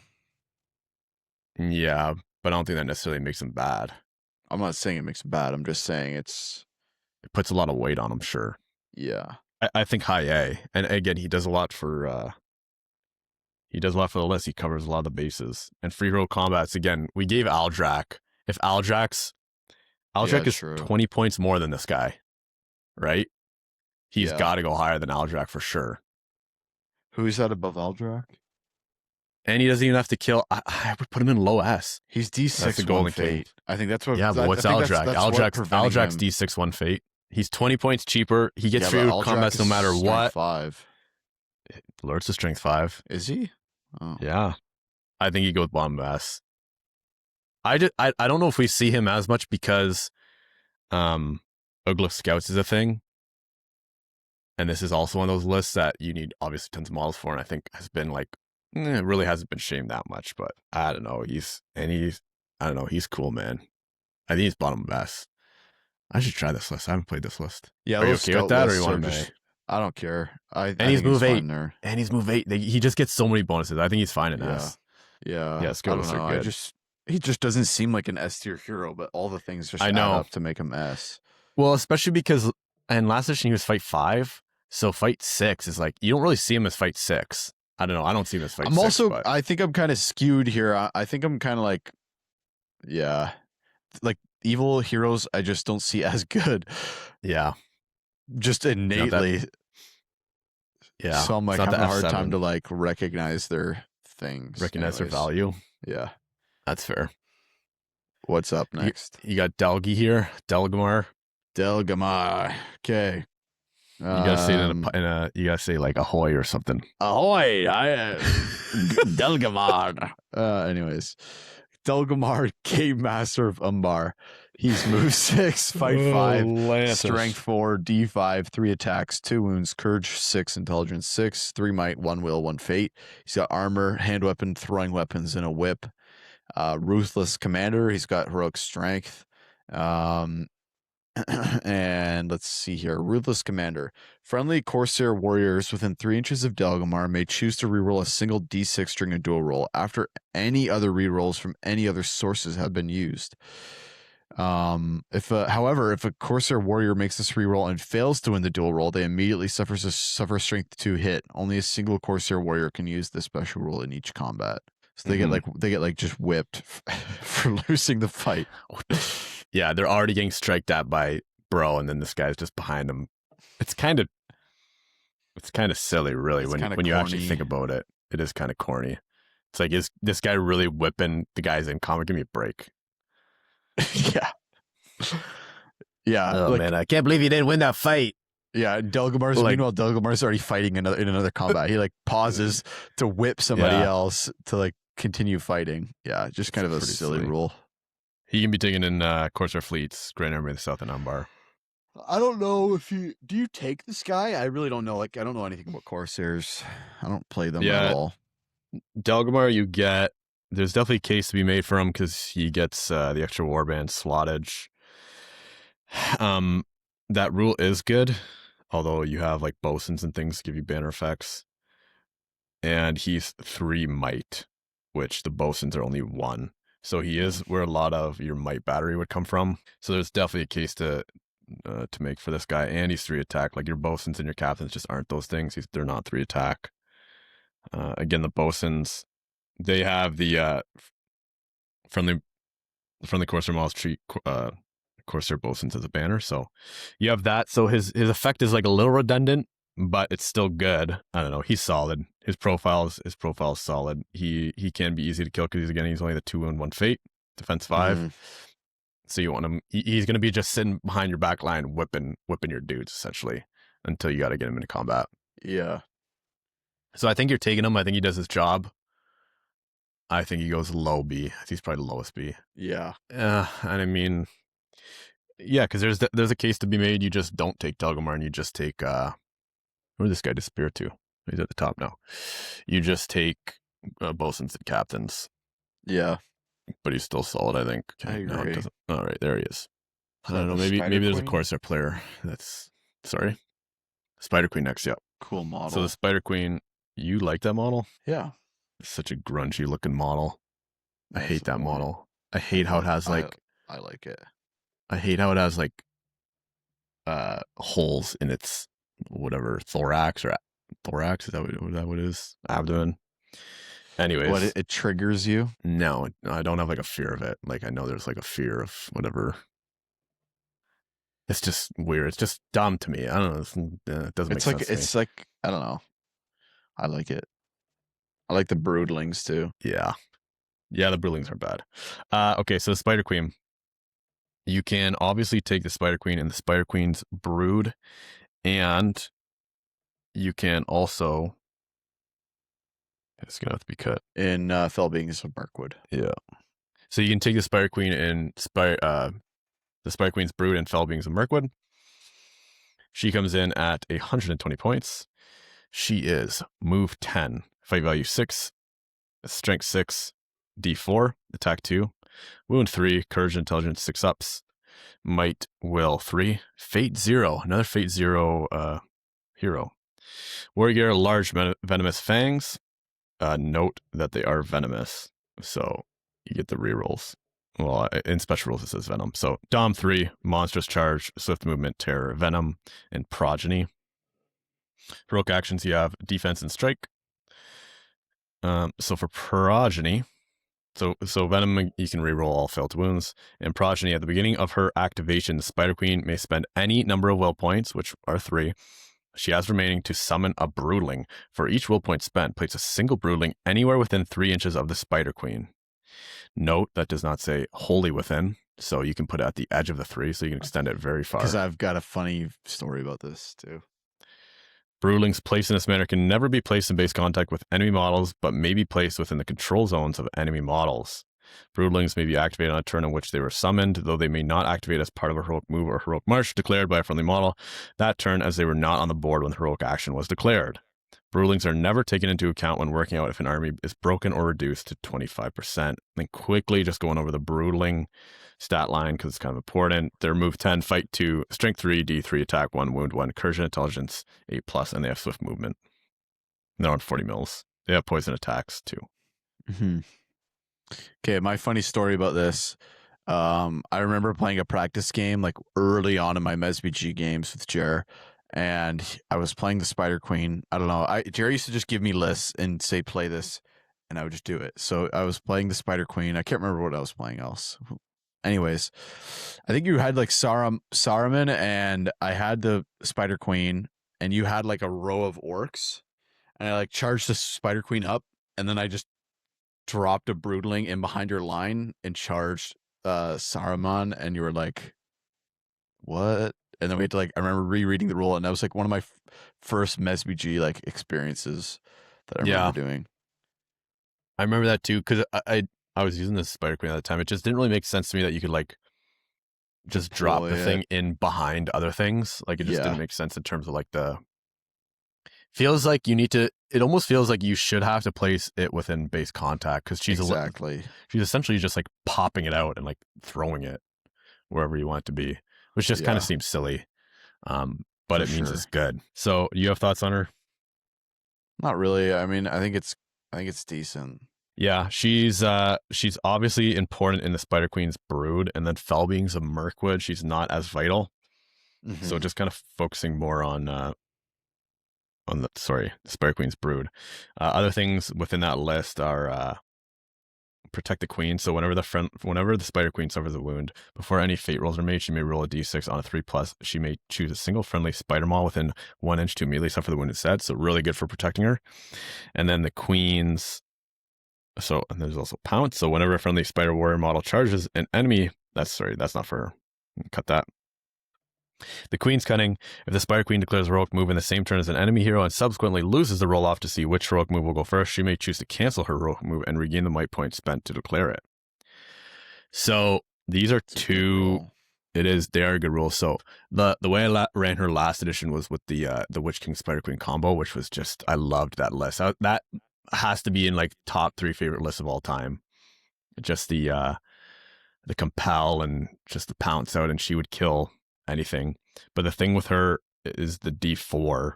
She's very, very, very soft. And she's only wound 3, no fate. So you need to win her fights, and you do not want her getting shot at. She is a pincushion for Legolas. She is going to probably kill at strength 6, monstrous charge, rerolling to wounds. She's going to be killing what she's charging, or at least putting a lot of wounds on it. So where was I going with this? And then they have the army bonuses to protect her though from that. So she has defense too, which she can obviously use it if she's in a tight spot. And then she can, if you take spiders, then you can obviously, if like Legolas is shooting at her, you can dish those wounds off. And then she has ways to also protect her might with the move. So you can call that move, but then obviously take it back. So they've added some bonuses to protect her, I guess. Because this list is just like spam fell wargs, bat swarms, giant spiders, and hunting spiders. Just a bunch of Griblies. And she's your big centerpiece, a super soft centerpiece. So they've added protections in for her, which are good. I really like her as a profile. She's very techy. Again, those broodlings, you can do some nasty things with those broodlings, whether it's trapping models, destroying objectives. You have a lot of play with the Spider Queen. A good Spider Queen player can, again, as somebody who knows how to defend her. You get stuck on seeing this too, I believe. Yeah, where do you think the Spider Queen's going? I think the Spider Queen probably goes into A tier. Yep. I would say above Jirzag, Bubba, yep. That's exactly where I was thinking. below Aldrak. I think she's still soft. She's still your leader. She's still easy to go down. You don't want her going down, but she is D4, and that's can't disregard that. Yeah. Okay. Ugluk, Urukai Scout Captain. He's move 6, fight 5, strength 5, D5. Wow, lots of fives. 2 attacks, 2 wounds, courage 6 plus, intelligence 6 plus, 3 might, 1 will, 1 fate, armor, hand weapon, and whip. Head taker looks like me's back on the menu, boys, for special rules. March, strength, and strike. He's got a whip. He's got head taker. So should Ugluk's army be broken, then at the start of his activation, including his instead of taking his courage test, Ugluk can choose to kill a friendly warrior within 2 inches of him, remove the killed model as a casualty. If he does, then Ugluk would automatically pass his courage test, and stand fast will be increased to 12 and will affect both hero and warrior models. And looks like meat's back on the menu, boys. At the start of his activation, Ugluk can kill a friendly orc warrior within 2 inches of him. Remove the killed model as a casualty. If Ugluk does this, then friendly Urukai models within 6 inches of him gain the Fearless special rule and gain a bonus of +1 to wound when making strikes until the end of the turn. If Ugluk does this in a turn in which his army is broken, then it will also count as triggering the head taker rule above. I always forget that he has a whip. The whips are just easy to forget. Yeah. So he's in Ugluk Scouts. He's going to be your leader. He's going to be a very good leader. Again, you're going to be the 8-inch move. Yeah, I mean, what do you think about him? He is the centerpiece of this army. Everything revolves around this guy, whether it's the special rule, get a fire going. So you get Dom 2 within that objective marker. I'm not going to read it. Whether it's the head taker, meat's back on the menu, like all these things are vital to the list. They're what make the list good. His what's it called? His stat line is just kind of, it's a little Again, fight value 5. Keep going back to those fight values. You want a good fight value, obviously. That's huge. But strength 5 is good. D5, again, not hard to wound him. And wound to fate 1. He is soft. And I think I've practiced with this list, like, not practice, but did a couple casual games twice with this maybe. And every time Ugluk is just, he's soft. He can be targeted really easily and taken out if you're not protecting him properly, which I definitely wasn't. But I think he has to go S purely for what he does for his list. I agree. And I think he's probably got to go above Lurtz just because the list performs better. Mm-hmm. Like what he does for that list is just ridiculous. Because you get the animosity as well. Yeah. Fearless, and then you can, he's good. Yeah. It's not even a stat line. It's just what he does for the list. Spam Urukai. So next we have Siladan. No, that is the Harad King. Yeah. So Harad King, you can take him in Grand Army of the South. Harad, Legions of Mordor, or the Serpent Horde. The Haradrim King is coming in at 70 points. He has a move of 6, fight value 5, strength 4, D5, attack 2, wound 2, courage and intelligence 5+, might, will, fate 2s across the board, armor and hand weapon. Special rules, Bane of Kings and Tribal King. Actions, he's got march and strength. So Bane of Kings, you can reroll all failed to wound rolls when making shooting attacks or when making strikes. And Tribal King, if this mall is your general, it increases its attack characteristic to 3 and gains the general hunter special rule. It's okay, whatever. All these little like Southern Golden King, Harad King, these guys can be taken in like 4 lists. Amdor can be taken in 3 as heroes of valor. When I read the Haradrim King, nothing stands out to me. What do you think? Yeah, it's just like a generic kind of profile. It's a generic king profile. The only thing probably the Tribal King is nice. Do you want this guy being your general? Maybe not at fight 5. D5. Yeah. Okay, you get General Hunter, but what generals are you hunting at fight 5? I know. like a and you Durbers. And you don't have strike. Like it just seems kind of redundant. and Bane of Kings is good, but you're probably killing whatever. Yeah. It's so mid. Yeah. And again, because you have so many other options in that list, I don't think he's. What do you think? I know where I want him going, but what do you think? C. Yep. Big C. Who is that in C there? Sorry, bro. That's Ashrak. Right. Yeah. Who is that?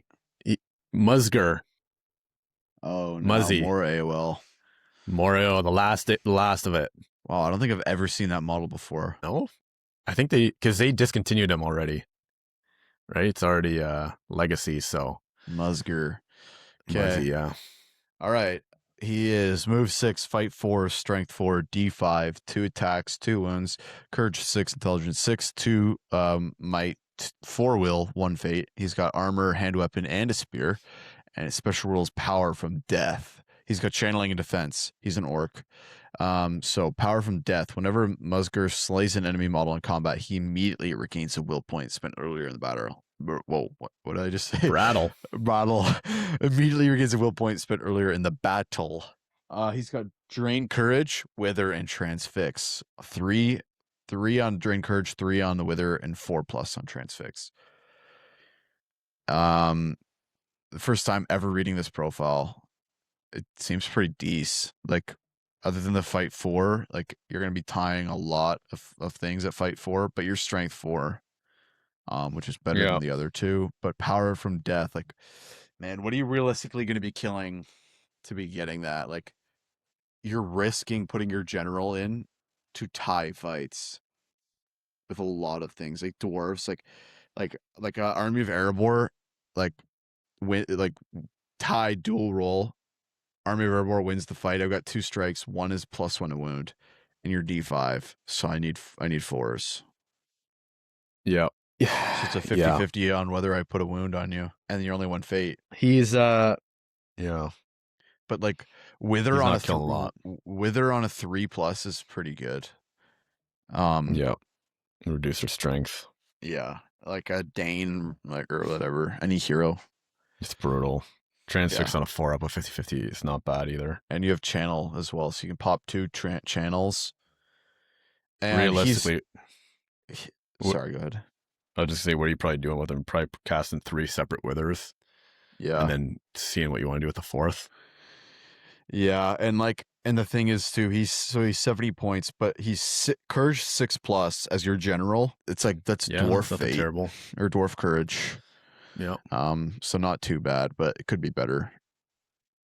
But and then the thing is too, you're probably not gonna have any will left to use by the time you break. So you need to roll that 6, otherwise you're gone. Yeah, he's 20 points, or sorry, 10 points less than Druzag. He's right in the middle of the Ashrak Druzag, and he's right in the middle. Fight 4, highest fight, highest strength, less fate than Druzag. He's solid all around. Yeah, I mean, you could chuck him in. If you're playing like Moria Goblins or something, you could definitely kill something. I mean, certain models. It's so specific. And the spells are good, and they don't cast on a. Where do you want them? I think I want him in B tier. Yeah, I'd go B too. He's the general, and he's a good caster, so I think he probably. To be honest, I don't like Shadow. that. I don't like that he's the general, to be honest, because I think the other guys are better because of it. He's still weak. One of them would have had to take the hit. One of those casters to be the general. Mm-hmm. So him being the general makes Druzag better. Yeah. Yeah. Okay. Who's that? Yeah. Sid? I think I like that. I don't know. Yeah. That is Sid. Yeah. Here's another profile I've never read before. Yeah. This is another whip. What is with all these Hero of Valors with whips? I bet you a lot of people haven't read Mr. Sid Briarthorn. And he's a Hero of Valor. What a ledge. Yeah. Well, what a Val. What a Val. Oh, that was bad. Okay. Sid Briarthorn, 50 points. So he is move 6, fight 4, shoot value 4 up. Strength 4, D4, attack 2, wound 2, courage 6+. Good courage. Courage of a dwarf. Intelligence 7+. Might 2, will, and fate 1. If you're gonna yawn, yawn out of the mic, bro. I've been yawning the whole time. I'm so tired. I'm so Special tired. rules. War gear, he has. War gear, he has hand weapon, whip. Special rules, he has terror, hobbit. It's kind of funny, actually. That's so Br- stupid. that is pretty stupid. Brawler, maybe it's his scar on his face. Brawler, with me, lads, and put him in chains. Heroic actions, he has strength. So, Brawler, if he's outnumbered in combat, then Sid may reroll any number, any rolls of a natural one as dual roll. Additionally, Sid can never count as unarmed. Okay. With me, lads. Other friendly ruffian models treat Sid as a banner. Not bad. And put him in chains. If this model wins a combat, then instead of making strikes, they may choose a single enemy hobbit model to paralyze. Not actually. Enemy model they were engaged in combat with and roll a d6. If the score is higher than the chosen model's strength, then the chosen model is put in chains. Oh, they do. Man, I was joking about that. And suffer the effects of the paralyzed magical power. Oh, man. However, the effects will not immediately end should this model have no points, will points, or be slain. Okay, so interesting. Very Hobbit oriented. Fight 4, he's D4, attack 2. This in Fate 1. This guy's gonna get clapped by a dwarf. Somebody at Games Workshop had to sit down and write the Sid Briarthorn profile out. Yeah. Just like Maybe somebody was really what? excited about it. I hope somebody was excited about it because otherwise it was a waste. Yeah. I mean, I don't know. I don't want to talk much more about this guy. He's mid. You're not gonna see him much. He's got the whip, whatever, blah blah. Great. Like, it's just that whole army sucks. That's an F tier army right there. Yeah. I mean, you're gonna be taking him, I think, because you have a few of the other heroes. You need the warband space. Yeah, he's Valor, so he'd probably just go low B purely because of the list, how bad it is. Chiefy, Wild Work Chieftain. Wild Work Chief. I just killed 5 of these at the previous tournament. Anyways, Wild War Chieftain is move 10, fight 5, strength 6, D5, 3 attacks, 3 wounds, courage 6 plus intelligence 7, 2 might, 2 will, 1 fate, claws and teeth, terror, pack lord, heroic march, and strength. Pack Lord is friendly models may not benefit from the heroic actions or stand fast of this model unless they have the work keyword. Which doesn't really matter. In Wolfpack of Angmar, is it a hero of Valor? Yep. Sorry. Wolfpack of Angmar. Let me just pull that up because I was looking at a different one. Yeah, okay. So Wild Work Chieftain Leader. Sorry, let me read. Well, so it's just 3 might, 3 will, 2 fate. Pretty much that's it. Like, it's a pretty generic stock standard. I mean, like, Work Chieftain strength 6. Yeah. Is Strength crazy. 6 is really, really good, yeah. For a dog. Hey, he's a chief, man. Yeah, I guess. Werewolves are strength 5. Like, that whole list is pretty good. Like, I just played this against this list twice at the tournament. Man, these guys ever munch everything? Oh yeah. They were munching so I was playing Army of Erebor. They just munched my my battle line in the one game.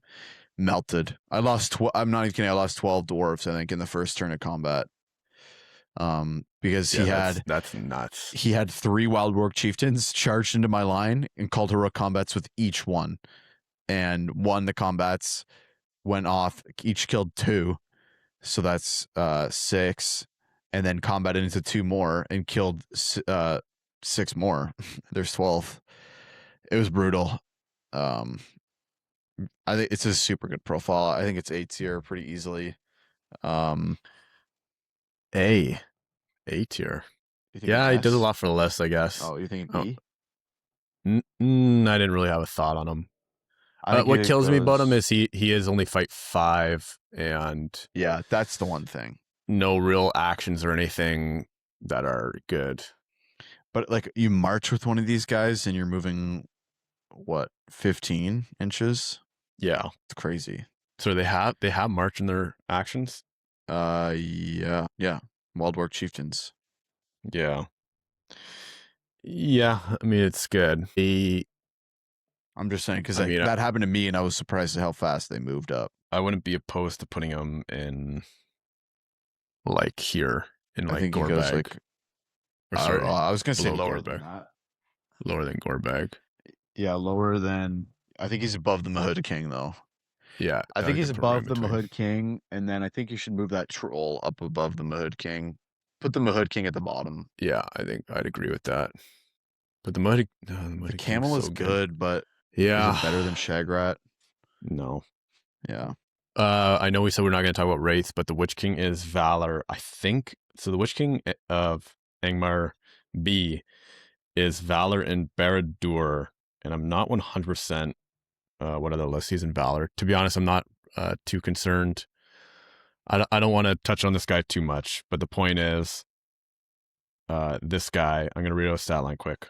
So in Barad-dûr, he's Valor. You can take him for 120 points. He's move 6, fight 6, strength 4, d8, attack 2, wound 1, courage 4 up, intelligence 4 up, might 2, will 14, fate 2. He's got Harbinger, Terror, Will of Evil.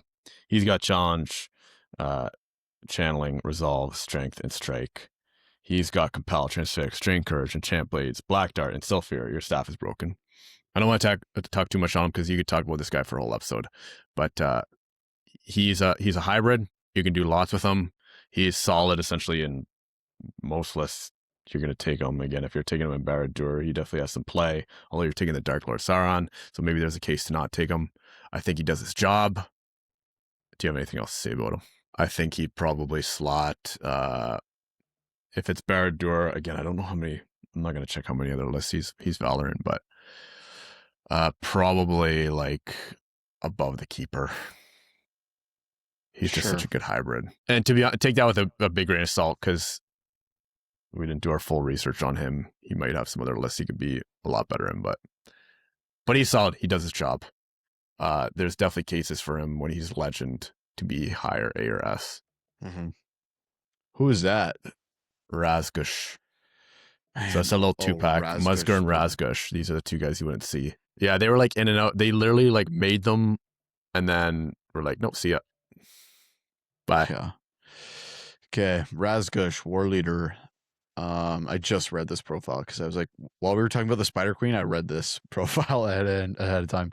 Okay, so move 6, fight 6, strength 4, D7, 3 attacks, 3 wounds, courage 5, intelligence 5, 3 might, 3 will, 1 fate, heavy armor, bone breaker, and a shield. Special rules: Elfbane, Hatred Elf, Beast of Mirkwood, Ward Leader of the North, and Bone Breakers. He's got strength and strike. He's 120 points.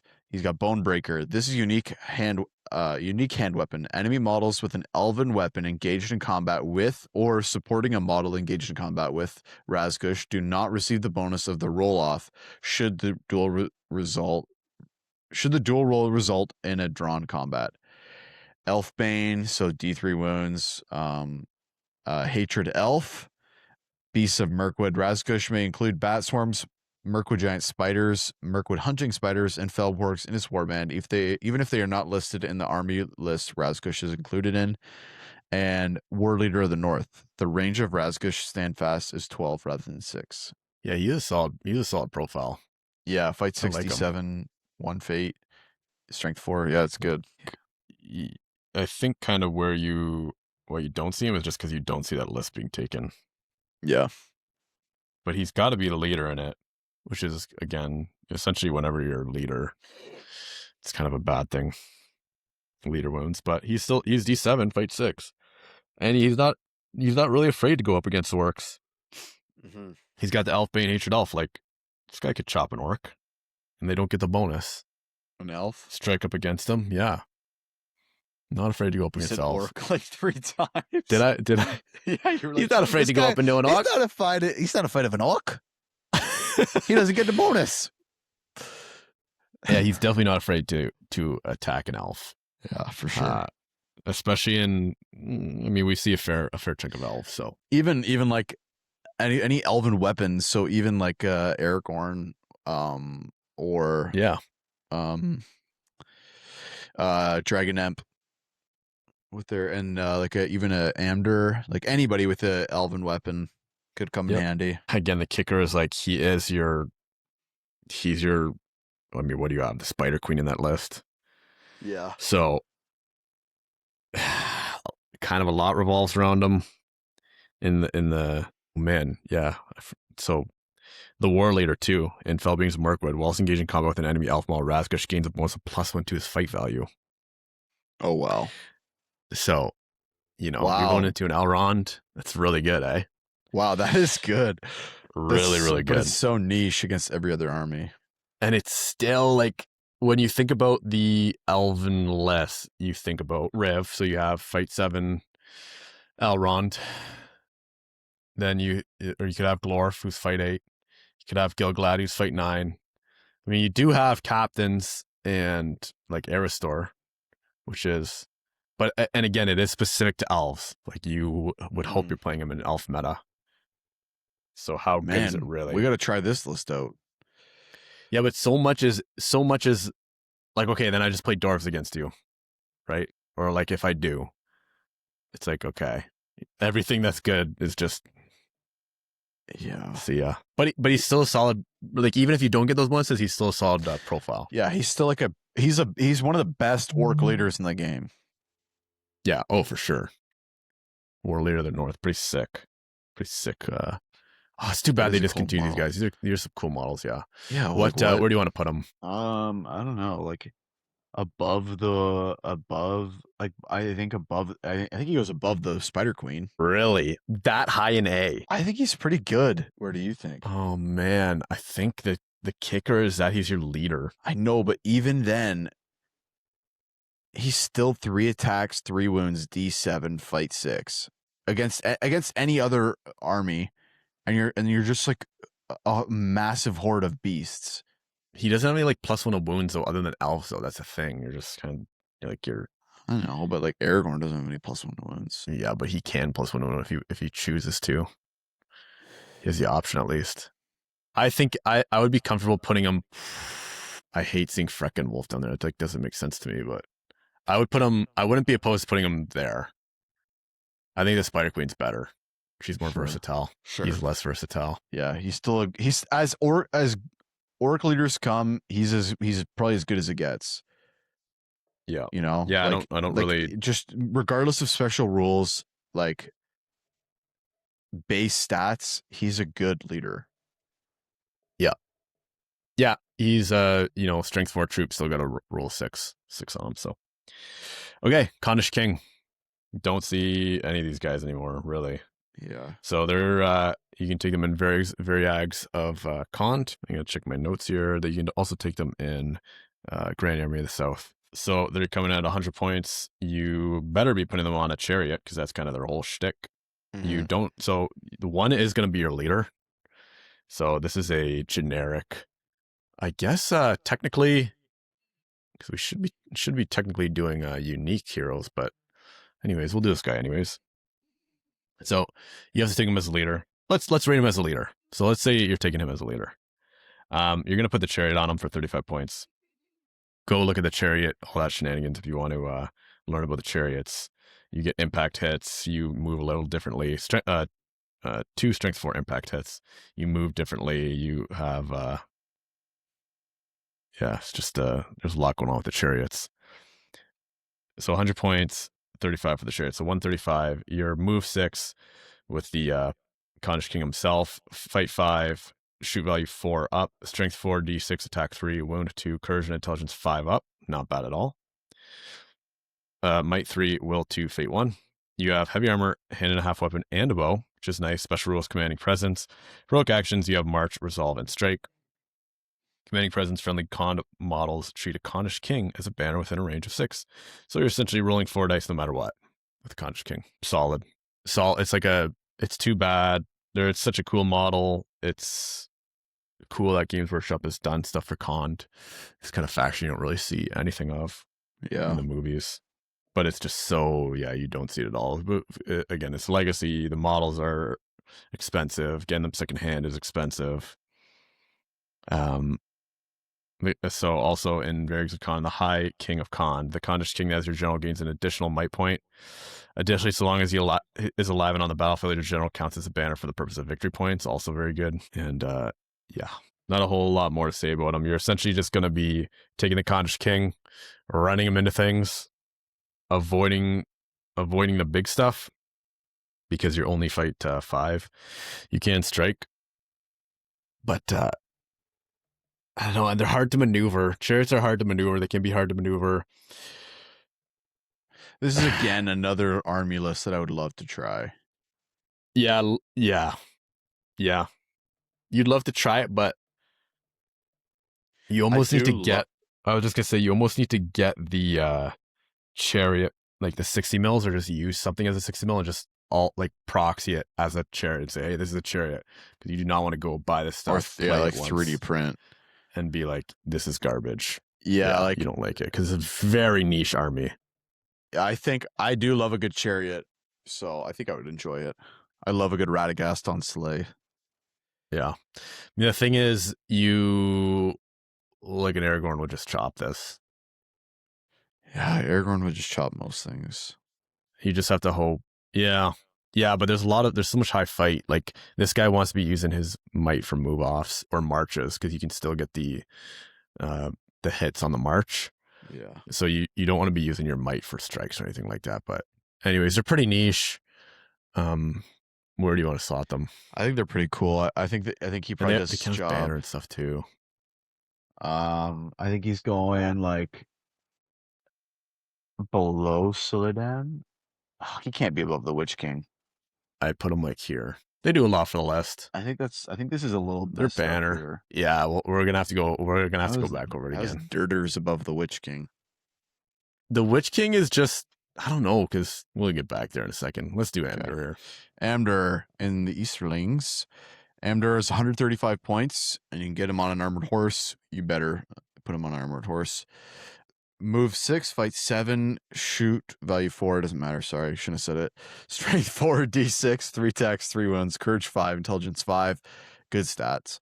3 might, 3 will, 1 fate. He's got heavy armor, Dirtus, and the silver falchion.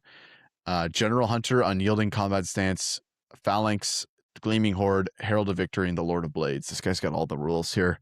He's got challenge and strike. So he's got Dirtus, the silver falchion. This is a unique elven hand and half weapon. Additionally, when making strikes against an enemy model, the roll of a 5+ will always win the target regardless of the defense. General Hunter, unyielding combat stance, phalanx, gleaming horde, herald of victory. Friendly Easterling models treat Amdur as a banner. If Amdur slays the enemy general, then friendly Easterling models treat Amdur as a banner with a range of 6.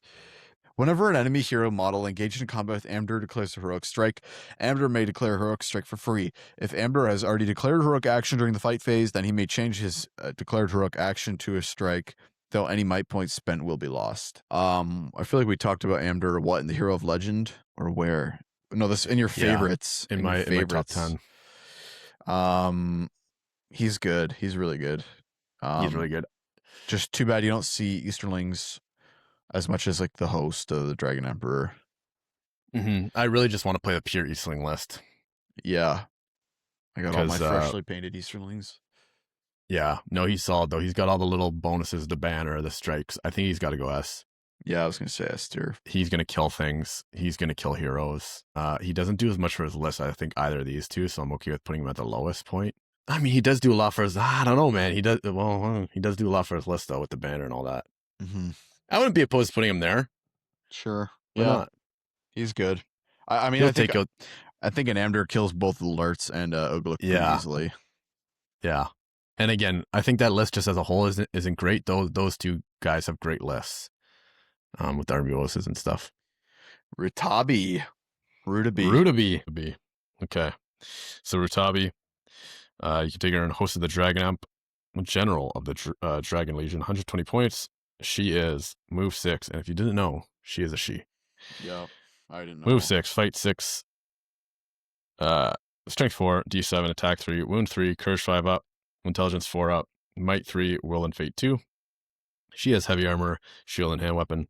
Special rules, master battle 3 up, and yielding combat stance, phalanx, show no mercy. Heroic action, she has challenge and strike. So unyielding combat stance. I'm not gonna read the whole thing. Essentially, she can have the ability to not be knocked prone. I believe on a 4-up from a charge, and then show no mercy. Rutabi may reroll failed twin rolls and making strikes against a trap model. Little corner case, not super corner case, but nice to have. Guarantee a kill.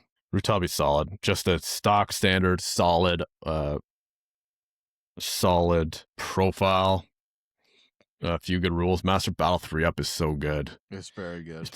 It's just such a annoying little threat like, to have. especially in like you're not necessarily might stringent and Dragon Host. Emperor, but Yeah. you don't have the most might. Like you're gonna have Dragon Emperor, Tabi, and maybe Brogear, so you're gonna be what 6, 7, 8 might, and potentially get some free might with Masters of Battle. Good. Yep. She can chop things. There's army bonuses in there for rerolls too. She gets to reroll heroes. I should just read it. So Earthling model supported by 2 other friendly. Friendly model supported by 2 other friendly models gain a bonus of +1 to wound make strike. So that's also really good for her. That's just more of a general bonus though. And then friendly Eastling hero models may reroll a single D6 and a dual roll. So also good for her. Yeah. So the heroes as a whole, and the warriors and all the models just get bonuses, which are obviously good for her. And it makes her more of a killing machine. And then she can, kill. The trap models are going to die against her, pike supported. So very solid all around. Where do you want to slot her? And I think you always take her. You do. She's really good. I think she goes A tier. A tier somewhere. Where do you think? A tier above Aldrak, I think. Who's that above Aldrak? The Golden King? Yeah. Yeah, I'm okay with that. Next we have Bolg. So Bolg is 175. 20 points for a Fell Warg, 5 points for an Orc Bow. So 200 fully equipped. So he's move 6, fight 7. Ooh, fight 7. Wow, good. Strength 5, also very good. D7, 3 attacks, 3 wounds, courage 5, intelligence 5, 3/3/1, heavy armor, 2-handed weapon, ancient enemies, dwarf and elf. Bro, this guy hates us. What the heck? Yeah. Burly and the bringer of death. Heroic challenge Heroic challenge march, strength and strike. I don't know who Mark is, but he's pretty heroic. So the bringer of death. Keep track of how many enemy models Bolg has killed in combat. Once he has killed 2 or more enemies, Bolg gains terror. Once he's killed 5 or more, he gets harbinger. Once he has killed 8 or more, Bolg gains the mighty hero special rule. Yeah, 8. Yeah, 8. What do you think about Bolg? Bolg. Well, he can be taken in what? Pits and Army of Gundabad? Yeah, and Pits, and I don't know about... And Azog. Sorry, Azog's Hunters, not Pits. Yeah, not Pits. Army of Gundabad and Azog's Hunters. So, Army of Gundabad, I mean, Bolg is good. He's solid. I think he's a bit of a trap because the whole, you kill 8, get mighty hero thing sounds great in concept, but in practice, it's hard to do. And essentially, if you're up to 8 kills with Bolg and you're getting mighty hero, you've probably won the game. So it's a little bit redundant. I played it in a tournament, and that's how it felt to me. If you've killed 8 models, and a lot of those, I think both times I was using might to essentially get there. Like you have to combat. I feel like it's one of those things like Wolf, where like Wolf is really good at killing heroes. It's like you got to be going for it. It's like Bolg is trying so hard to get to 8 kills just to get mighty hero, and you're spending all of your might to get there, and it's probably too late in the game. Like the same thing with Wolf. Like Wolf is going to be going for the general. He's gonna be spending all of his might, and he's gonna be probably late game by the time he gets there. Who knows how damaged Wolf is? Like, anyways, enough about Wolf. Yeah, I think in both games I whiffed. I think both games that I got the mighty hero at the end, I whiffed on at least one, whether it was a combat or whatever it was. It's hard to do. I don't think it's as easy as it kind of seems. Yeah. And again, you want those charge bonuses. Guys will they'll know it's there. A good player will know you're trying to get that mighty hero, and they'll only put one person into you. Yeah. So if you lose, a bunch of priorities and move offs, there's a chance that he's only killed, 4 or maybe 5. 6 guys. Yeah, by turn 6 or something. So Azog. I mean, Okay, where are we slotting him? yeah, I don't know much. I mean, there's some other stuff going on with him, but I think he slots into A because he does a lot for his lists. I don't think he's S. I don't think he's that good. He's a lot of points too. Like, did we say his points? He's 175 points. Like that's a lot. And then Fell Warg, and if you're equipping the bow, maybe not, but you're 195 points in a list where Azog is also a lot of points. You're probably taking Bolg. Anyways, I don't know. Put him. I Put think him he's got to go above the above. Spider Queen. Yeah. Because he does do what Azog really can't. He can kill better than Azog. And Okay, Birdski.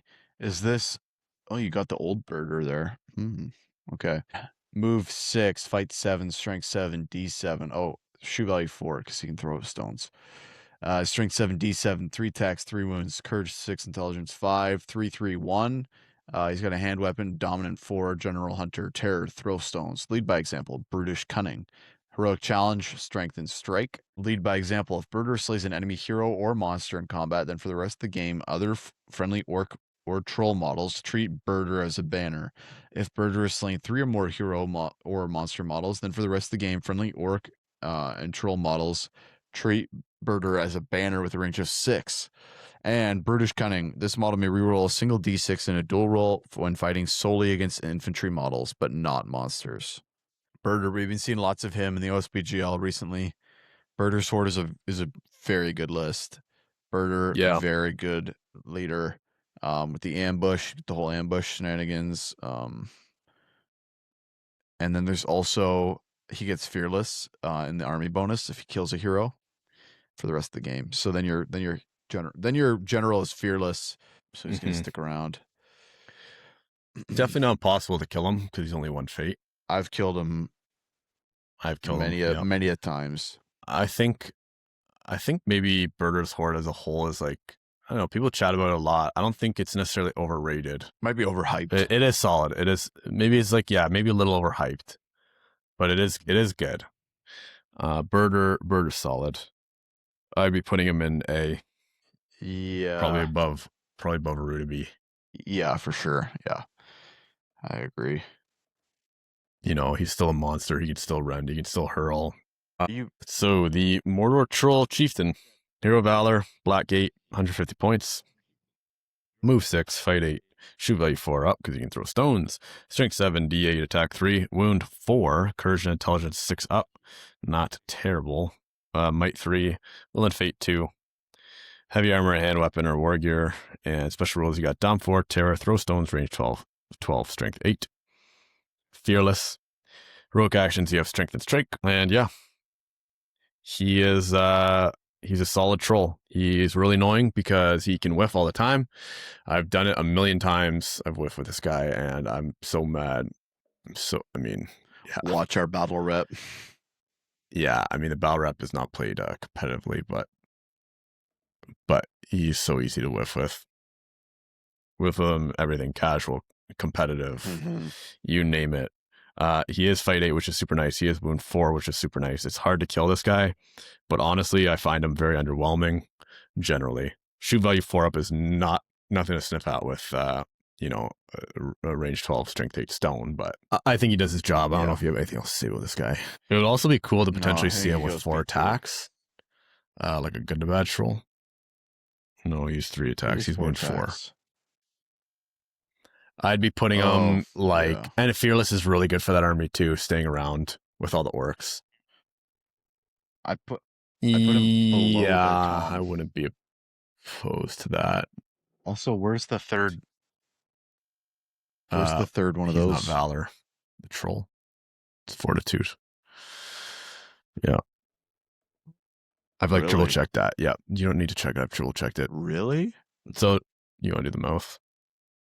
Okay. Yeah. All right. Malthasaron. So sticking in the Black Gate. Malthasaron. He is move 6, fight 5. So he's 75 points, 25 more, get a horse. So 100 points. fight 5, move 6, fight 5, strength 4, d6, 2 attacks, 2 wounds, courage 5, intelligence 6, 2 might, 4 will, 1 fate. He's Harbinger, so he's got heavy armor and hand and a half weapon, so you can two-hand. Harbinger of Evil 6, Terror, and Sense of Impending Doom. He's got March and Channel. Okay, so Sense of Impending Doom. Enemy models within 6 inches of the mouth cannot re-roll once as part of a dual roll, regardless of special rules that would normally allow them to do so. Drain Courage is off on a 3, Curses on a 4, Transfixes on a 4. So he's a decent little caster. Can pop some good curses off.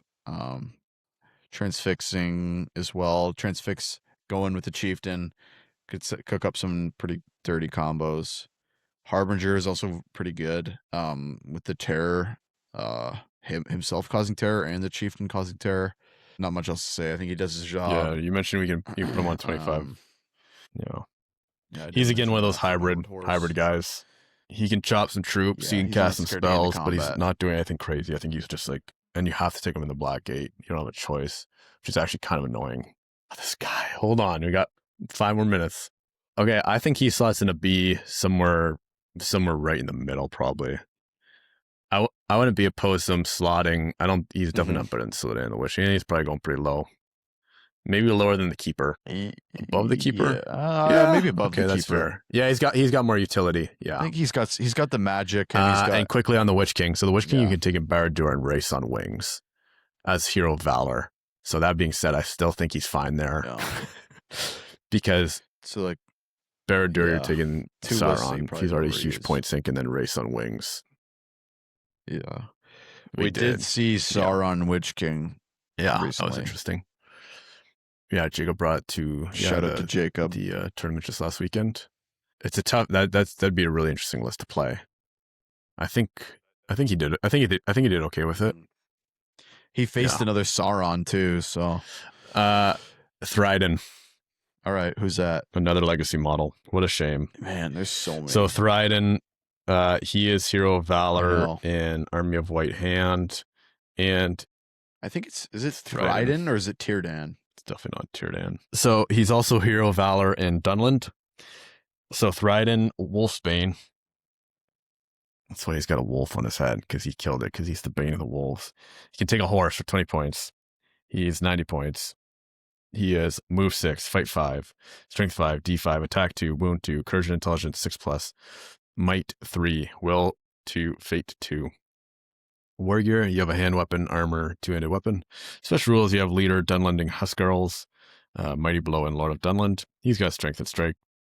So Lord of Dunland is range of Standfast is 12 rather than 6. Very mid. He's one of your kind of classic evil mid hero, strength 5, low D.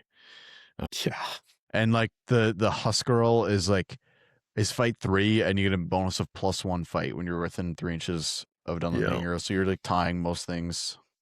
You're tying Minas Tirith and dwarves. One thing to know with him, Dunlanding Warcry, once per game at the start of any fight phase, Thryden can use a special rule so long as he is alive and on the battlefield. If he does, then until the end of the turn, friendly Dunland models within 12 inches of Thryden gain a bonus of +1 to wound when making strikes.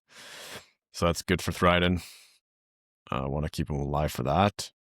Yeah, I don't know. He's okay. He can chop. He does his job. The list is... he's nothing fancy, though. He's only fight 5. I think he probably goes like below. Maybe below the mouth. I think he's more important than the Keeper for his list. He can still chop on a horse, too. You put him on a horse, strength 5. Yeah. You know, again, he's only 2 attacks. It's kind of... he's only 2 attacks. He's not 3. So you're only getting 3 attacks, but you're gonna kill what you knock over. Okay. Yeah. Mumak Warlater. Now, this guy in Legions of Mordor. Yeah. Do we need to talk about him? He's going S tier. Mumak Warlater. Yeah, if you want to go read this profile, go read it. It's a essay. Yeah, we talked about it in the legend. I probably wouldn't put it. It's good, but it's swingy. It's good. It has the main reason it went to S for the legend, I think. Yeah, was because of the imposing stuff too, right? You can cancel moves. It's a 50-50. Yeah. That's the imposing presence. I'm not opposed to the 50-50 going in S. Yeah, move off. Oh, low S. He's Yeah. swingy. Low. Where'd this guy Low just end up? S. Low S. Okay, I'm fine with that. And then Mooncore War later, you can take in Legions of Mordor. Sharku. And Oh, well, Legions of Mordor, you're probably not going to take it. You yeah, might. well, that's the thing, right? It's like he's only Valor in that. He'd be Legend in the other. Is it Harad? I don't know. I'm not versed on these guys. I maybe A, top of A. You opposed to that? I don't think you need to take him in that list. Top of A. Okay, Sharku, the last one. What are we like? Good. We're like 2 hours in now. Hopefully you guys are all still listening. We appreciate you. If you're still listening, almost please hit that like and subscribe button. We appreciate you guys. Sub up. We need to beat Mr. Beast in subscribers. Yeah, Spotify, guys. We see you guys. If you're listening on Spotify, make sure to check out the YouTube too, because we have some battle reports and things on there that aren't on Spotify. It's gonna, so just check out YouTube if you're on Spotify too. But yeah, rolling into the last one. Last guy here, Sharku. You have him lined up? This is you, big dog, but I'll do it. Sharku, Warg Rider Captain. He's move 6, fight 4, shoot value 5, D5, 2 attacks, 2 wounds, courage 6, intelligence 6, 3 might, 1 will, 1 fate. He's got riding dagger or armor and a warg. He is expert rider, theory of the pack. He's got march and strike. Riding dagger. This is a hand weapon. Additionally, whenever an enemy model makes a strike against Sharku, but not his warg, and fails the 2 wound roll, Sharku may immediately make a single strength 4 hit against that model. And Fury of the Pack. Whilst he has the cavalry keyword, Sharku increases his fight value to 5 and his attacks to 3 until the end phase of the turn. And he's gone on a regular warg. I don't think he does his job. Sharku, or what are the army bonuses he has here? to be. So Wolves of the army must always contain Sharku, who is always the army's general, and he gets to Sharku may declare heroic combat each turn for free. That's leader of the pack. Savage charge is also cool. It's not Sharku related, but friendly cab models still gain the extra attack bonus even when they charge a cab model, and will retain it even if they are subsequently charged by a cab model. Yeah, Sharku is 2 wounds, 1 fate. Oh man, D5, this guy is he's a feather, man. He's a feather. He's fight 5 when he's cav. So you just shoot out his warg and he doesn't get. Then he loses his dagger bonus, and he loses his warg. And he loses his fight value bonus. Why would he? So much is tied to this regular. He doesn't lose his riding dagger bonus. D4 warg. He still gets it. Not that it really matters. Oh yeah, you're right. Okay, right. I was just thinking, because this is not his warg. I thought he. I think he has to go C. I mean, there's a case to be made for his list. He does a lot, but I don't really care. This guy's going C. I don't care if you get to combat. Yeah, he just gets your fight 4.